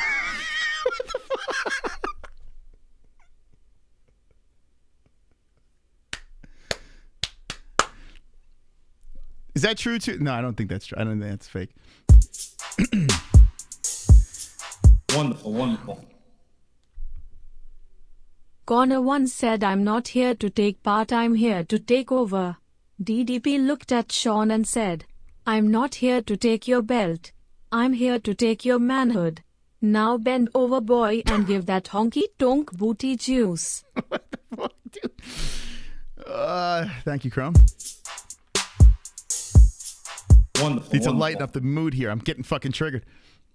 Driscus is one of those gay faggots that get married to a woman and people say they're not a gay fag because of that, but the thing is that the gay fagginess always shows. People can't really hide who they really are. IT always come out one way or another.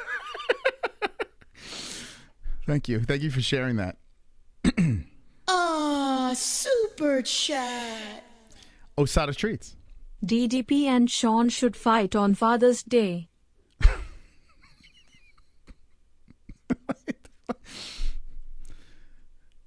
Yeah, that'd be an ironic day to fight, right? Wonderful, wonderful.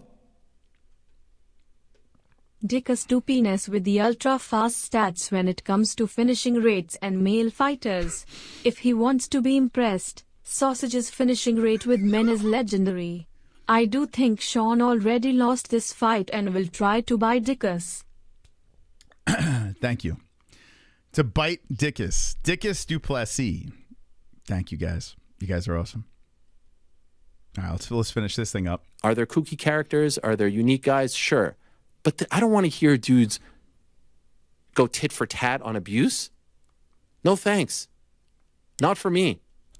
But I am for an N-word. Please, call a white guy an N-word. I'm all for that. Oh, that's right. Izzy comes on your show, right? Izzy in studio. That's right. Interesting. But nothing happens. And so that's why you need the guys like Leon. That's why you need the guys like Volk. That's why you need the guys who are going to rise above and not go there. He just mentioned Leon and Volk. Could you imagine a press conference with those two? Just those two characters. A day is full of them. You said Leon, which is nauseating, and then now you're going to add Volk to this. Class act, right? They seem like great guys. No problems, right? No problems with them as people. I'm not trying to shit on those guys as people. They actually seem like good guys. But let's be honest. If I never see a press conference again with Leon Edwards and Volkanovski, I would be happy. We don't need to have press conferences leading up because it makes me not want to buy the pay-per-view. I'd rather watch them fight and hope for the best than listen to them talk. Wonderful. Ariel wants to ruin all pay-per-views. Moss, as of tonight you are Palestinian. You shall be known as Mosidul Mysticala henceforth. I can't stand Ariel either. Off with his head. La la la la la la la la. Okay. All right, we're going to move on from Ariel. Dude, it drives me nuts. I need to just steer clear. I stopped watching, right? I don't watch him live. But I do need, like, if he has a big interview on, I do need it for information, right? So I go to Jedi Goodman over here, good old Jedi, and he's nice enough to put up these clips and give us, help us not have to go through the nonsense of his full show. But it still triggers me, man. He's such a BS artist. He's so righteous. He's so perfect. So crazy, man. Anyway, sorry guys. I went a little too far with that, but fuck, he drives me nuts. Anyway, MVP, I don't give a shit. I'm not going back to any more Ariel stuff because I'm just gonna start flipping out again. All right. Okay, so you got this guy. So Dana White at the press conference, the media scrum, he says that this guy, whoever the fuck Neon is, said like he was gonna do something to Trump, so they just denied him from coming in, right? So here's a clip of what he said. Okay. Is I'm gonna walk up, I'm gonna talk my shit to Trump, and then it's gonna be a very good experience. And I'm gonna talk my shit. I don't care if the Secret Service is there. I don't give a fuck. I'm gonna talk shit. So Neon's not allowed in. God, this guy looks like such a puntable guy. Like I just want to put his head on a tee, at like the 30-yard line, and just kick his head as hard as I fucking can. Like he has got one of those heads, Just put his chin on a tee and just fucking punt it as far as I could. Why is this guy famous? Tell me why this guy is famous. Is I'm gonna walk up, I'm gonna talk my shit to Trump, and then dude, who are you?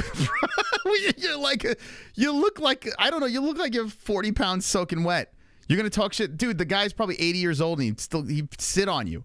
It's gonna be a very good experience, and I'm gonna talk my shit. I don't care if the Secret Service is there. Why is he? Can someone tell me why he's famous? I don't give a fuck. I'm gonna talk shit. So Neon's not allowed in. Dude, look at him. He's just like you could just pick him up. What? They dropped your name specifically. Huh? They just dropped your name specifically. Oh fuck, they have music in there. So this is when he finds out. All right, that he's not allowed in. So now I need to talk to them about refunding the damn money. Okay, we can't play the music in the background. So here, I just saw this right when we went live. It just popped up. So he's upset. They couldn't bring him in. Like he wasn't allowed to come in. He was banned because he was threatening Trump. Now, let's be serious here.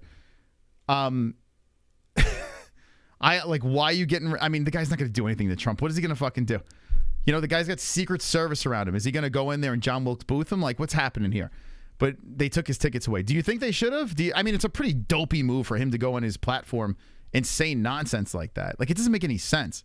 Is I'm gonna walk up, I'm gonna talk my shit to Trump, and then it's gonna be a very good experience. And I'm gonna talk. What? Like, I don't even know why he would say that, but still, like, why are you taking this kid's tickets away? It's kind of weird. He must be massively famous or something.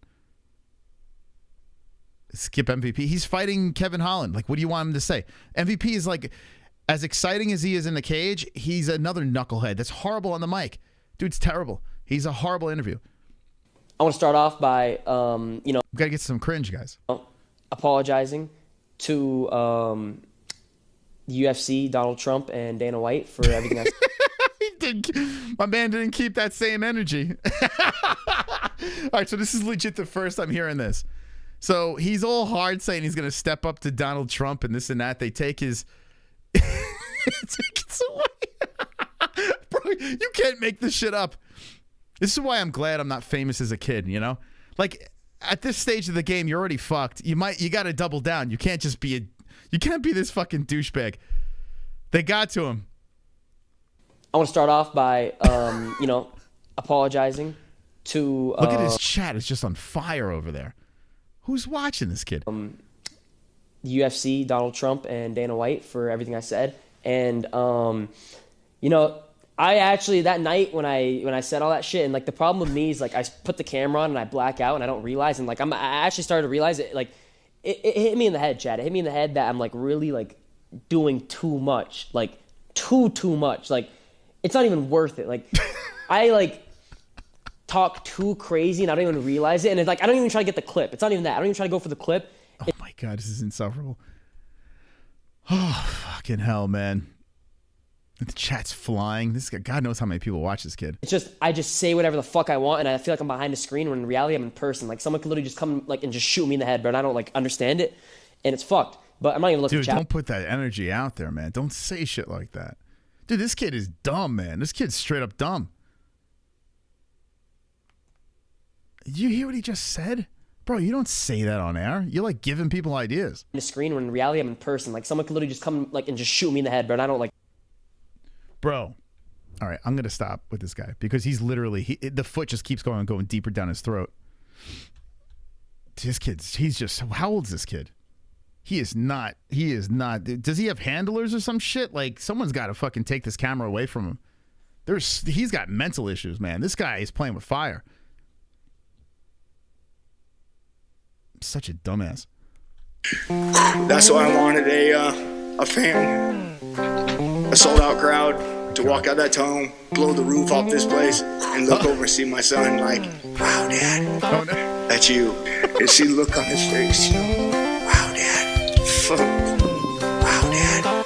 You make me feel so proud, Daddy Cowboy. Make me feel so proud, Daddy Cowboy. Don't cry, Daddy Cowboy, don't cry. You make me feel so proud. And see the look on his face. Daddy Cowboy. Wow, Dad.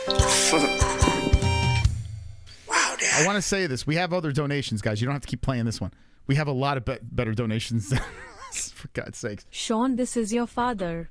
I'm sorry for the countless beatings I gave you.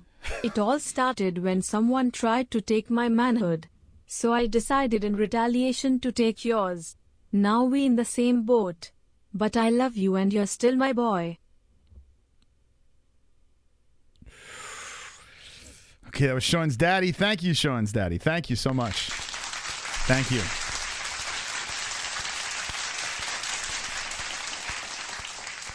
We got this donation, guys. It's a good one right here. Just saying. Thank you. Thank you, Sean Strickland's dad. I didn't know you watched the channel. I appreciate that. That's Sean Sr. coming in. Okay. I want to know in the chat how many people are showing up to the stream for the first time after the event 296. How many people found us at 296 are here for the first time? Because, boy, what an intro to the MMA-Holes. What an intro to this community over here. So I want to know how many people, anyone in the chat that are here from 296 that found us, let me know. Probably, I don't know. Probably none. Probably just our same community, but I'm just curious. Let's see. And people are going to, it's the same joke. Yeah, here we go. All right. Okay. See, you can't fucking ask any questions around here. It's the same. We repeat jokes here on the MMA Holes and just repeat it and repeat it. Oh God, here we go. See, Yeah, yep. Thank you, Life and Logic, for telling the truth. Okay. All right. See? I knew that was useless. All right, thank you.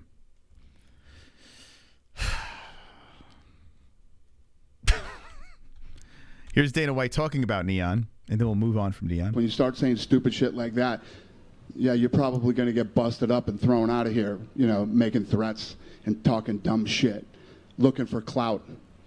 I believe he said he was going to... I don't care what he said. I think he said he was going to confront Donald Trump. Is what I don't care what he said. Did he? Well, he wasn't able to. He's this fucking tall, too. You know that? Fucking punk. When you start... Well, Dana's right. He is a punk. I don't disagree with that. Super chat. D-Man Diaz. MOS, please don't watch these fake YouTubers. No MOS. I don't even think he's a YouTuber, right? What is it? I think he's like something else. Thank you so much, D-Man. Appreciate you. Thank you, guys. Seriously, thank you so much for the donations tonight. You softened the blow. We had issues on Clash TV, so we, like, last minute went live on YouTube. You guys showed up and brought that energy, so I appreciate that. Still give us a follow. And as a gift from me to you, here's Bryce Mitchell in Convulsions. Okay? Now, don't say I never gave you anything, okay? There he is, Bryce Mitchell. After Josh Emmett took him out. And I got to say, man, that was pretty vicious. Josh Emmett, he was about to swallow his tongue, Mitchell. And Emmett just, he went in there and he smoked him. He absolutely smoked him. That was crazy to see. So Bryce actually on his social media, he put this out. Thug Nasty. By the way, ever since he turned to like very religious Bryce, he's been a whole different guy. Like he's extremely likable. Like he seems like the fucking coolest dude out there. You know, I think he was always very cool, but it seems like I don't know what happened. I don't know. He might have always been very religious, but now that he's very, very outspoken on the internet, like he's just like obnoxiously nice. Like it's really strange. But here's his response to being destroyed. Hey y'all, I just watched the fight back and I wanted to give y'all my basically live reaction to it. My first thoughts were that was an incredible... By the way, this is not a live reaction. I don't know if he knows what a live reaction to it is, but he recorded this live. He's not reacted to the fight, but still, I'll give you a pass. Okay. Back, and I wanted to give y'all my basically live reaction to... Yeah, I think his brain might have got scrambled. ...it. My first thoughts were that was an incredibly hard knockout, and I'm really lucky I didn't get hurt any worse because my head's not hurting. I feel just fine. I'm right back to work. This is that barn that I was working on when I took the fight. That's something else, huh? He's like, he's living that farm dream. That's pretty cool. You can see, you know, that's pretty badass. Got a lot of work left to do, but that's what I'm up to, okay? But I want to let y'all know that... Thank you, Free to Chill. Thank you. Listen, we do this on Mondays on Clash, and once that runs out, we'll be... the replay of this will be on Clash. But, you know, listen, YouTube's our home, and I appreciate you guys stopping by. But I'm so happy with Josh Emmett because right after he knocked me out, he could have followed up with the hammer fist, and it probably would have killed me. And he didn't even follow up with anything. You know, he was just happy with his knockout, and he walked away. And I'm so gracious for that. That's actually pretty cool that he's bringing that up. Yeah, Emmett could have just kept on going. He didn't. Emmett is like, oh, you're dead. I'm not going to keep going. But I don't know what human being. I mean, he was convulsing on the floor. So I don't know. I mean, no matter what state you're in. I mean, Bryce, literally, I mean, and that crack when he landed, oof, that was loud. Will forever remember that. And I love that whole team, that alpha male team. I love every single one of you guys. And thank you for not hitting me extra, Josh. The way he puts it, man. He puts it in such a pure way. Wonderful. Thank you for not killing me, Josh. Thank you. The fruit trees. Yes, this is the John Constantine. I can confirm that Chris Benoit, Strickland's dad and Leon's dad are currently at a high-stakes poker table in hell. You know who won't be at the table? Bryce. Bryce sounds slow, very sad, but he's going to heaven. There you go. Thank you, Constantine, for clearing that up. Wow, Constantine watches the show too. Let's go. Wonderful, wonderful. Thank you for the $2 donation, Constantine. It takes more of a man to actually do that. You know, everybody thinks you're more manly if you hit them after they go down. It's actually you're more manly if you walk away and care about that person. Thank you so much, Josh. And It's a weird game though. Like if the ref doesn't step in, what do? You know, something you got to keep on hitting them. But in that situation, you weren't getting back up, so I understand why there was no follow-up shots. Also, too, I want to thank Joe Rogan. God bless you, Joe Rogan. Thank you so much for what you said after that fight. You took command on that microphone and you said, do not let Mitchell stand. And you were absolutely right, Joe. I was totally out of it. I can't Such a nice guy. remember anything, actually, until they sat me down in that gurney in the back of the ambulance. So everything where it appears is that I wake up and I'm talking to Dana and talking to everybody. I don't remember none of that. That's not even me. Isn't that crazy? Yeah, I remember like as soon as he woke up, he started talking to the doctors and everything like that. And you can see him like what happened? Like he was basically like, and you saw the disappointment in his face. But he says making this video, he doesn't even remember that. So he was literally conducting a full conversation, but it clearly was concussed in that situation. That's crazy, man. And it makes you think like how hard these guys get hit. You know, what do follow-up shots do when your brain is in that state? It can't be good. It can't even be good getting hit the first time like that, let alone follow-up shots. So thankfully Josh didn't follow up, and thank God he's okay, man. Because when you see things like that, that gets scary. That could go the wrong way. There, you know, that's like blackout drunk. Like I can't remember nothing. And it's actually worse than that because at least if you're drinking, you kind of have a memory of what happened. But anyways, I'm just so glad that they sat me down in that gurney and they got me out of there. They escorted me out of there. They had hands up under my armpits the whole time because they could see that I couldn't walk good. So thank you, the UFC, for how you handled that. And thank you, Joe Rogan, for being the one who stepped up on the microphone and making sure that it was known that I needed medical attention, because you could tell I couldn't walk. If they would have let me walk down that cage by myself, I'd have fell and busted my head open. It'd have been terrible. It'd been a nightmare. I don't think it was Joe Rogan, though. I have a feeling as soon as something like that happened, I have a feeling that these guys were making damn sure. Was it Joe Rogan that was like leading the charge there? I have a feeling that wasn't the case, but regardless, maybe we'll get on the show. So thank y'all for caring about me, Josh and Joe Rogan and UFC. You know, Dana White came in the cage afterwards. And I also fought in front of Chuck Liddell and Donald Trump. And I'm really happy about that. I remember looking at Donald Trump in the face. I remember looking at Chuck Liddell in the face. Like, it was a dream come true. And I'm right back to work on this. Kind of playing with house money there, right? I mean, he came in on short notice, even though he lost the fight. I mean, you know, it is what it is. Unfortunately, he lost the way he did, but he gets a fat check. And I don't think he really takes a hurting. Like, he wasn't, like, in line for a title shot quite yet. So, listen, he comes back, he wins a fight, he's right back in the mix, you know? So, I don't think, thankfully, he's healthy. And he got paid, so good for him. But let's listen to what else he has to say. Barn here, so I'm not going to let any of this. Whoops. Shit. What the fuck? What just happened? Once I was sat down, my memory healthy. And after that fight, you know, they really got me right to that ambulance and sat me down. And once I was sat down, my memory came back and I'm fine. But I'm glad that nothing else worse happened than what did. And, man, I got a lot to be happy for, and I'm blessed. And thank you and thank God. There you go. So there's Bryce Mitchell. Alive. He's alive. All right, so the co-main events. Let's rattle through this. We've been live. Oh, man, almost 2 hours. Man, that went fast. I think it's because of you guys. You guys coming in with those hilarious donations. This fight over here cracks me up. Another shit fight.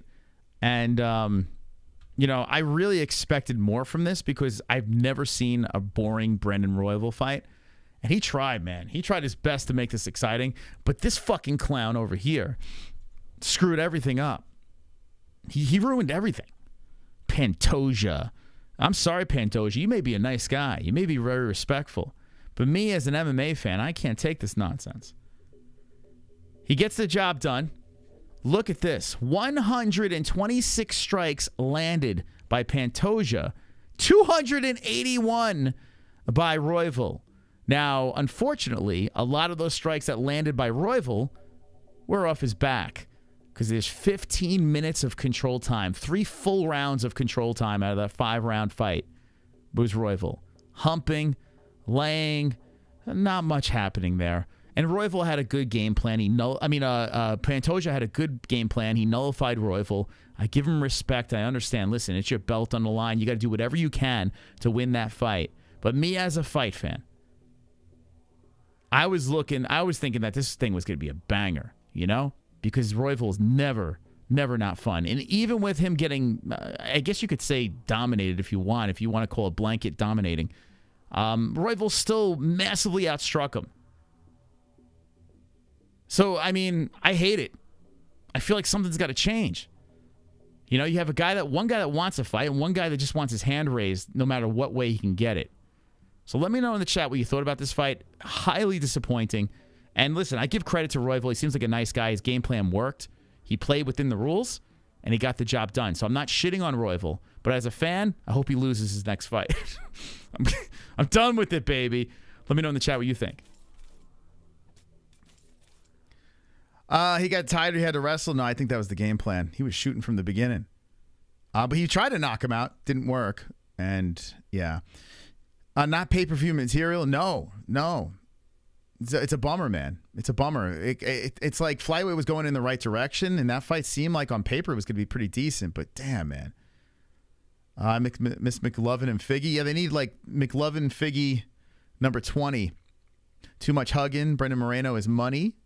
No opinion. I didn't watch. Okay. Pantoja was timing takedowns like GSP, to be honest. Listen, Pantoja had a great game plan. Great. It just, man, I wish there was more that could have happened from them. Does Bilal beat Leon? Man, I've been watching Bilal on social media, and he's been going hard. Kind of saying the Bilal you saw in the last fight against Leon is not the same guy now. I think Bilal has a good shot. I do. Whether he's going to straight up beat him, I don't know. I don't know right yet. But I think this Bilal is way different, like he says. I do agree. He's way different. Just read Bo Nickel for UFC 300. I heard someone talk about Bo Nickel for UFC 300. I can't remember who it was. But probably. You're probably going to see him there because the way Dana White's talking about the prelims, the pre-prelims, you're going to be like, oh my God, this is on the prelims. You need guys like Bo Nickel to fill those spots.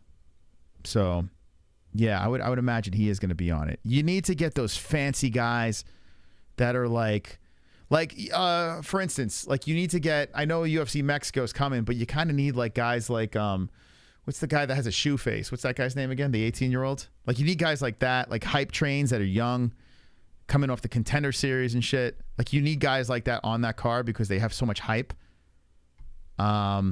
On top of the big ones on the pay-per-view. Dagestani Pirate could be one, sure. Yeah.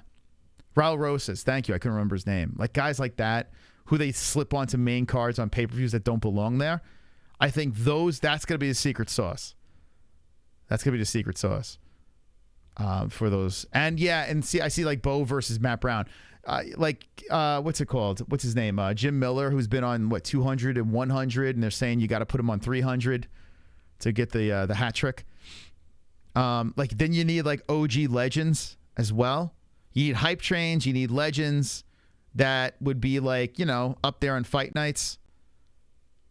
To put on that card. So yeah, I think that's what they're going to piece together. It's got to be better than 200. 200 was a nightmare. But anyway, this was a nightmare too. What else? Shavkat and Thompson. Dude, Thompson bringing out fucking... bringing up Jack Black finally to just get mauled and be submitted for the first time ever. Rough. And then Colby Covington on the media scrum calling out Steve, and it's just like, damn, man. Shavkat's a beast. Will be a champ. 100%. Lock it up. It's a done deal. Shavkat, when he's there, which he could be there next. By the way, I think listen, I know Bilal deserves it. Leon Edwards hitting the mic saying he doesn't think Bilal deserves it. I guarantee that Leon will be like, okay, the UFC's could be like, all right, you don't want Bilal, then how about Shavkat? And then Leon Edwards could be, okay, but you. He's gonna, he's gonna say, give me Bilal. I think what Leon wants is Islam. I think that's what Leon wants. So a smaller guy trying to go up in weight, be a double champion, but it'll be a massive pay-per-view. I think that's where Leon is eyeballing. Because what else is Leon talking about? Like, what else does he want there? Let's look at, is he going to want George to come out of retirement and put together a fight that makes no sense? Like, what else? Leon, if you don't want Bilal, what do you want? You want this smoke? And if he does just take Shavkat, then, hey, Leon's a G. Leon's a G. Jack Black should have jumped in and Lucha Libre. Dude, Nacho Libre is like such an underrated movie. It's so good. I tried to get Jessie to watch it. She couldn't get through it, but it still holds up. Nacho Libre. What a movie. Paddy Pimblett. We put him on the thumbnail. Paddy the Baddie goes in there and does what he can, man. He got exhausted. By the way, dude, that third round, he was huffing. He blew his load in that first round trying to put out Tony. It didn't happen.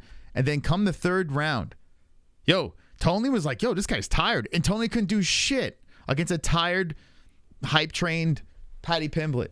Any other fighter? Like, Tony had fucking Goggins. He brings in Mr. Goggins to do the cardio. He has Paddy Pimblett just gassed in the third round. And Tony couldn't do anything there. That's how you know that this is not El Kukui anymore. This is a shell. This is not him. It's over. Dana White said it's over. We've been saying it's over 3 fights ago. It's done. It's over, man. The Tony experiment is over. Please. I don't even want to see Tony fight someone that he can beat. Because what if he loses that fight too? Come on, man. Stop it with Tony. Tony's got to. I don't usually scream retire. But for his health, and he'll probably go to another organization and still fight somewhere. But don't do it under the UFC banner, man. Come on, man. Stop it now. It's just enough, man. 2 fights ago, though, I was screaming, enough, man. And we keep seeing it. And Paddy Pimblett was exhausted in the third round. Tony's like, okay, here we go, and couldn't do jack shit. So it's a bummer, man. It's really tough to watch. I hope they do the right thing. And listen, Paddy got the job done, so credit to him. He got the job done over a name, over a fan favorite, and Tony Ferguson. And we'll see what's next for Paddy, Conor McGregor. Anyway, any thoughts on Paddy Pimblett? What'd you think about his performance? I mean, listen, the way Paddy holds that chin up. When is he gonna fix that? We gonna fix that? Because Bobby Green would fucking put him in the shadow realm. Bobby Green, who just got, maybe Bobby will never be the same after Jalen Turner. But I mean, you're talking like guys are like Frivola, Bobby Green, Drew Dober. Who else hits like a truck? I mean, what's his face? The guy that beat Green. I just said his name. The Tarantula. All these guys will really hurt Paddy. And then if you put Paddy against Poirier, against Chandler, Islam, Charlie Olives, who hits pretty damn hard too. Dude, what, you mean to tell me that chin's going to hold up? My man is it's on a tee. It's madness watching Paddy throw punches. Madness. Why does he leave that fucking chin out there? Listen, it's fun as a fan to watch because it's like, holy crap, this guy's really trying to do this. But all these guys that I named should be massive favorites over Paddy. So it's going to be interesting. That's why I'm saying, like, a guy like Conor makes sense. Now, Conor could probably chin him too. Even off the layoff, even off of one leg, the leg broken, Conor probably chin him too. But at least he's going to get a big bag of money. Like, where are we going to put Paddy now? What would you put against Paddy? Here, let's look at the rankings didn't change because that happens on Wednesday. And like I said, I'm not trying to shit on Paddy. I'm being very realistic here. Like, this is not Paddy slander. I respect the guy for what the nice shout out he did at the post fight interview. I thought it was great, man. Respect Paddy a lot for that. But let's be serious. His fighting style is a massive problem. He's got good grappling. He's got some power. Cardio looks kind of sus. But like, I mean, God, Gaethje, dude, what the fuck? Saruki, like these guys would kill him. I'm not sold on Gamrot yet, but even Gamrot should beat him too. I even think Benny, you know what? That's the fight. Fucking hell. It might be Dariush. I think Hooker beats him. I think Fiziev beats him. So Patty, oh, fucking hell, man. Tony wasn't ranked, so Patty still hasn't fought a ranked guy, so you're still going to have to find someone on the bottom over here. Could you imagine what Saint Denis would do to him? This is what I'm saying. Guys, if you look at the rankings, there's no Conor McGregor. He's technically not ranked. That's the guy. That's the guy. Dude, I would love to see Frevola chin him, man. That would be great. It would be a great thing for Matt Frevola. You know what? It kind of makes sense now, right? It kind of makes sense. The only problem is Frevola's he's unranked now. You're gonna have to put him against a ranked guy now. You have to. Unless Patty's in no rush. Man, what ranked guy? All these guys beat him. I mean, Moicano had a big injury, so I still think Moicano fucks him up. I don't know. I mean, where do you put him? If you might have to you might have to do another unranked fight. You might have to. Conor makes all the fucking sense. All the sense in the world. UFC 300 Conor McGregor versus Paddy Pimblett would be, let's be honest. The matchmaker's got to be looking at these numbers here and saying, okay, we don't have much more room left with Paddy Pimblett. He's going into murderer's row over here. I mean, lightweight is stupid. It's stupid stacked. So you're gonna have to milk the cow eventually. And Conor sucks though. That's why you do it, because you just don't know what you're gonna get with Conor. And realistically, if I were to poll the chat and say who's gonna win, Michael Chandler or Conor McGregor, I'm sure a majority of people would say Michael Chandler is gonna win that fight. He should win that fight. If you're just thinking logically. But if we're thinking ole, of course we're gonna go Conor McGregor all day, right? But if you're thinking logically, you would say Chandler fucks him up. So in a return fight off a big injury, fight Paddy, man. Because you know what? Once Paddy starts losing, he's not the Paddy Pimblett that, they're marketing. RDA? Man, RDA would fucking kill him at 50. I think at 50 years of age, I think RDA mauls Paddy Pimblett. I mean, that might make sense. Is RDA locked up with someone? Maybe RDA is the fight. If you want to have him break into the rankings. I'm trying to figure out how you can finagle this. Like, who do you put him against that's ranked? I mean, Dober, good luck. Isn't he like tied for most knockouts in the weight class? And he has a fucking chin of stone. Paddy might beat washed up Conor, though. He might. Yeah, he just might. For sure. You never know. Like nothing. I got to say this, though. I would put my money on Conor just the way Paddy's chin is out there. Unless Paddy gets it to the ground or some shit. He's a good grappler. I will say that. He's a pretty solid grappler. Once he gets on you, it's a problem.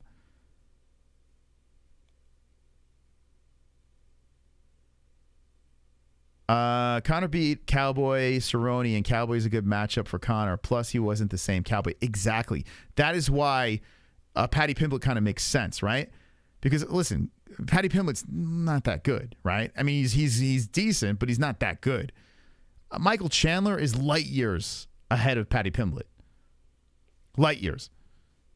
Chandler would do unthinkable things to Paddy. Conor's going to come back stronger. He's juiced. I hope so, man. I hope so. We need Conor to win. I lost respect for Colby. Listen, a lot of us did. I put a poll up 50-50 on the train, off the train, Colby Covington. I was blown away. And by the way, go to our community section and keep voting on that. It's interesting. It's 50-50. So 50% of our community is like, I'm done. Whether they're on or off before, it doesn't matter. 50% right now where we stand are off the Colby train. It's pretty crazy. But yeah, Patty's a fascinating thing because the UFC has to say, okay, how have we gone far enough? And if we try to get Patty ranked here, we try to give him a nice path to the belt, how are we going to pull this off? Like, he needs, like, I don't know, RDA, then Dariush, then fucking hell, man. I mean, he could lose those fights. Like, I'm trying to figure out how do we maneuver him in here? Because you don't want Saint Denis. You don't want Turner.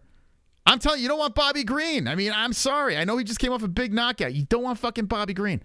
Bobby Green will chin him. Like, Bobby Green would fuck him up. Man,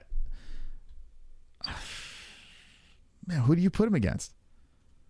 How do you get him there? Patty looked better. In the third round, he was huffing. He was huffing in the third round. And he could put away that washed-up Tony Ferguson in the first. I don't know, man. Oh, Tony in his prime would have just mutilated him. Mutilated him. It would have been like, after watching that fight, we know what Tony in his prime would have done. Patty got him at just the right time. So I'm trying to figure out, like, where's the path? How can the UFC do it? Anyway, it's a fascinating thing, Patty, you know, because he does have quite the hype, man. The dude is a marketable dude. Like, his walkout's fun. He's a Muppet. Like, he's just dancing around and shit. You know, he has his fans. He has his haters. He's exciting. I will say that. Like, I mean, Patty, he tries to go for the kill. You know, he's not looking to go there and just lay on you. Unless he's exhausted, then he will. But he's trying to finish you. So I do respect his game that way. But, I mean, come on. His skill level compared to some of these other guys, I mean, I think he's so far off. Emmett, like we said, beautiful bounce back win. Bryce Mitchell was perfect for him to rejuvenate Josh. Josh still has bombs in his hands, so good for Josh. Menifield, what a comeback win for him. Aldana versus Rosa, one of the best fights on the card. Who would have thought? That was I mean, the stats on this thing, I think they got a bonus. So good, man. Super chat. Hold on, we got super duper Life and Logic. So what are possible fights for UFC 300 Moss? Okay, we can start. I'm telling you right now. I think one of the biggest things you can put together involves Conor McGregor. Conor McGregor, anything's big, but Conor Patty Pimblett, I want to see it on 300. I want to see that, man. Even the more I'm breaking down what's next for Patty, I think it's great. And then, like, people are saying Bo Nickel on there. Okay, let's throw him on the card. We'll figure out who we could throw him against. Hopefully Jim Miller gets on the card just for nostalgic reasons. You thinking about champions? Let's look. Let's see what kind of champ things we can put together here. Thank you, Life and Logic, for the donation. We're going to have 2 full weeks. We're going to have a full month of just trying to put this together, and hopefully they drop some news within those off months. I would imagine Pereira is going to be on that card because there's a lot of ways you can go with Pereira now, with him winning a belt a weight class higher, and he's a very loved fighter. So I think Pereira makes sense on there. Strickland's locked up. Islam, damn. Listen, I mean, you might either Pereira or Islam. I don't know if you get both on that card. If you do get both on, that's pretty impressive. And who do you put? Dude, Islam versus Leon Edwards? Come on. Holy fuck. Islam going up to welterweight and fighting Leon? Take my money. Yeah, put that on there. What else we have here? Sean O'Malley's locked up. Volk's locked up. No thank you, Pantoja. But you can, I don't know. I don't think he's hurt. So you could probably squeeze him in there just for a little filler. I think Zhang Wei Li will be on that card. I do. Bones, no. Grasso they're going to have for Mexico, right? Yeah, Zhang Wei Li, I feel like it's going to be on the card. I don't know of any other champions that would really be on there, though. That we have a shot. We may not see any champs. If they throw Conor on there for pay-per-view buys only, the pay, we may not. We may just see novelty bangers. You know? Michael Chandler versus no one. There's a part of me, like, it's kind of a mess because Chandler's so much fun to watch fight. Like, he's so amazing. Like, you throw him in there, it's never a dull moment with that guy. But it is funny that, like, they're just shelving him and he made that fight Conor. It's so hilarious, man. That is a funny thing. But you know what? Like I said, yeah, if you squeeze Conor on the card, you may not see any other championship fights. I will throw this out there. Oh, we got to get that push for Mike Goldberg to be on the commentary team. I want to start the push. So chat, get ready. Follow us on X, Twitter, whatever the fuck. Follow us at the MMA-Holes over there. I want to start clipping some shit from Mike Goldberg when he came on the show. I think, listen, it's one event. Bring him back and give him his proper farewell. And I mean, for UFC 300, the nostalgic card, you never did the right thing for Goldberg. Here we go. Like, you have to get that for 300. I mean, on every highlight reel of every Hall of Famer, Mike Goldberg is the one doing the calls. The least you can do is just give us the nostalgia for 300. You know, just give it to us. So follow us on X at the MMA-Holes, and we'll get that hashtag going. Let's try to get that shit viral and do something nice for a good guy, man. He's a really cool dude, man. Really good guy. All right, so I was going on over to IG. And, yeah, might as well follow us on Instagram as well. Why not? Just for shits and giggles, okay? All right. So, here's something else. I'll just throw it out there.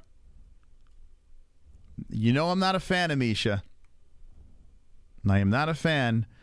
But now she's putting this out there, and she puts, let's fucking go then, punch cupcake, Misha Tate, Ronda 3. And let me just say why this makes all the sense in the world. Now, listen, Ronda Rousey most likely is not coming back, but the fact that that Dana White is constantly saying no, it's not happening. Dana keeps on just shutting it down very quickly, leads me to believe that there could be a hope here. He's shutting it down way too quick for me to think it's not going to happen. If he wasn't going to shut it down quick, he would be talking about it. I mean, if it wasn't going to happen, he would talk about it a little bit more, but he's not. Anytime it's brought up, no, she doesn't want to come back. Okay? It's not a title fight either. There's no title on the line or anything like that. These girls fought twice before. Ronda's mommy. Misha has a chance to come back here, and if they dump a boatload of money on Ronda Rousey to come back, she might want to go give her another ass beating. You know?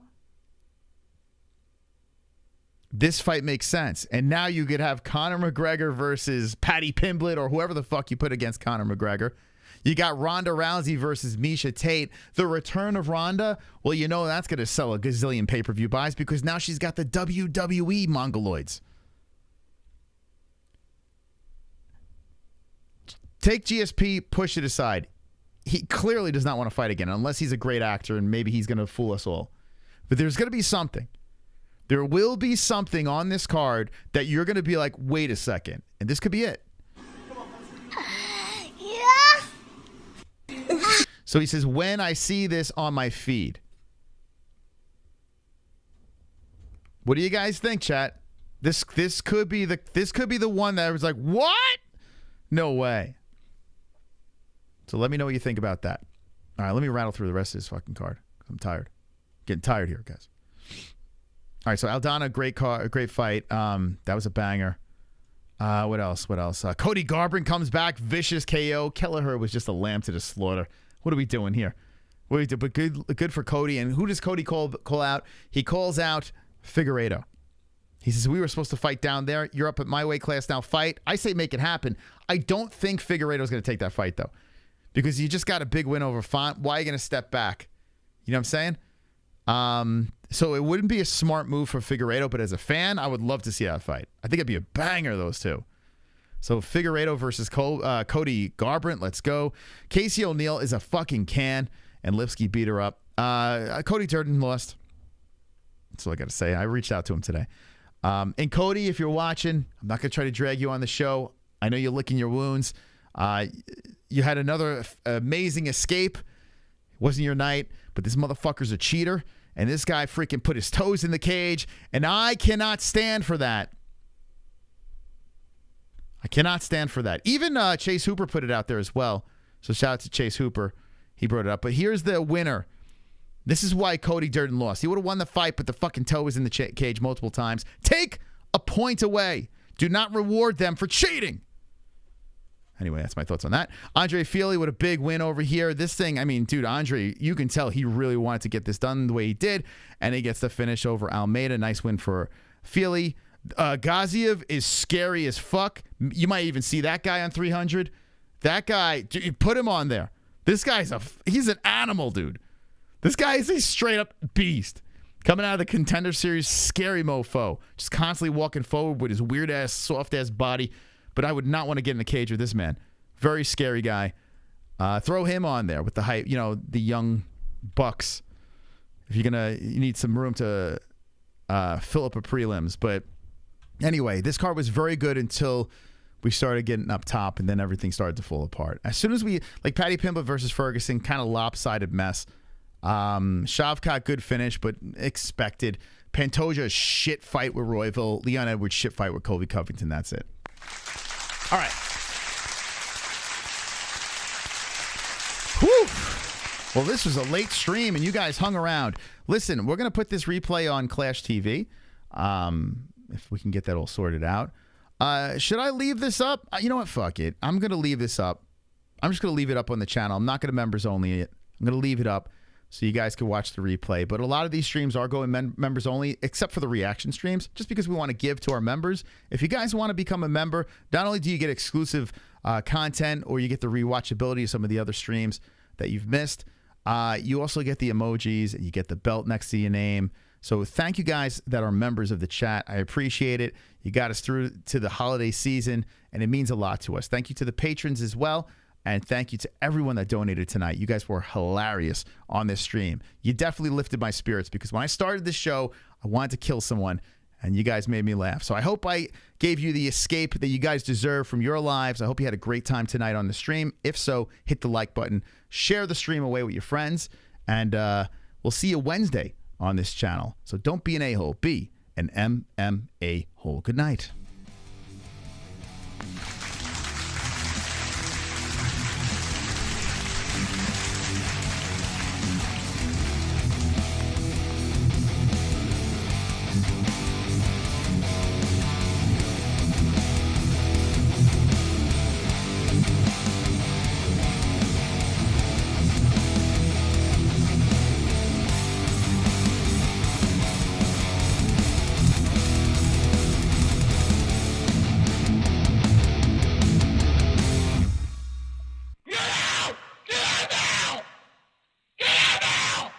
A black man can't drink?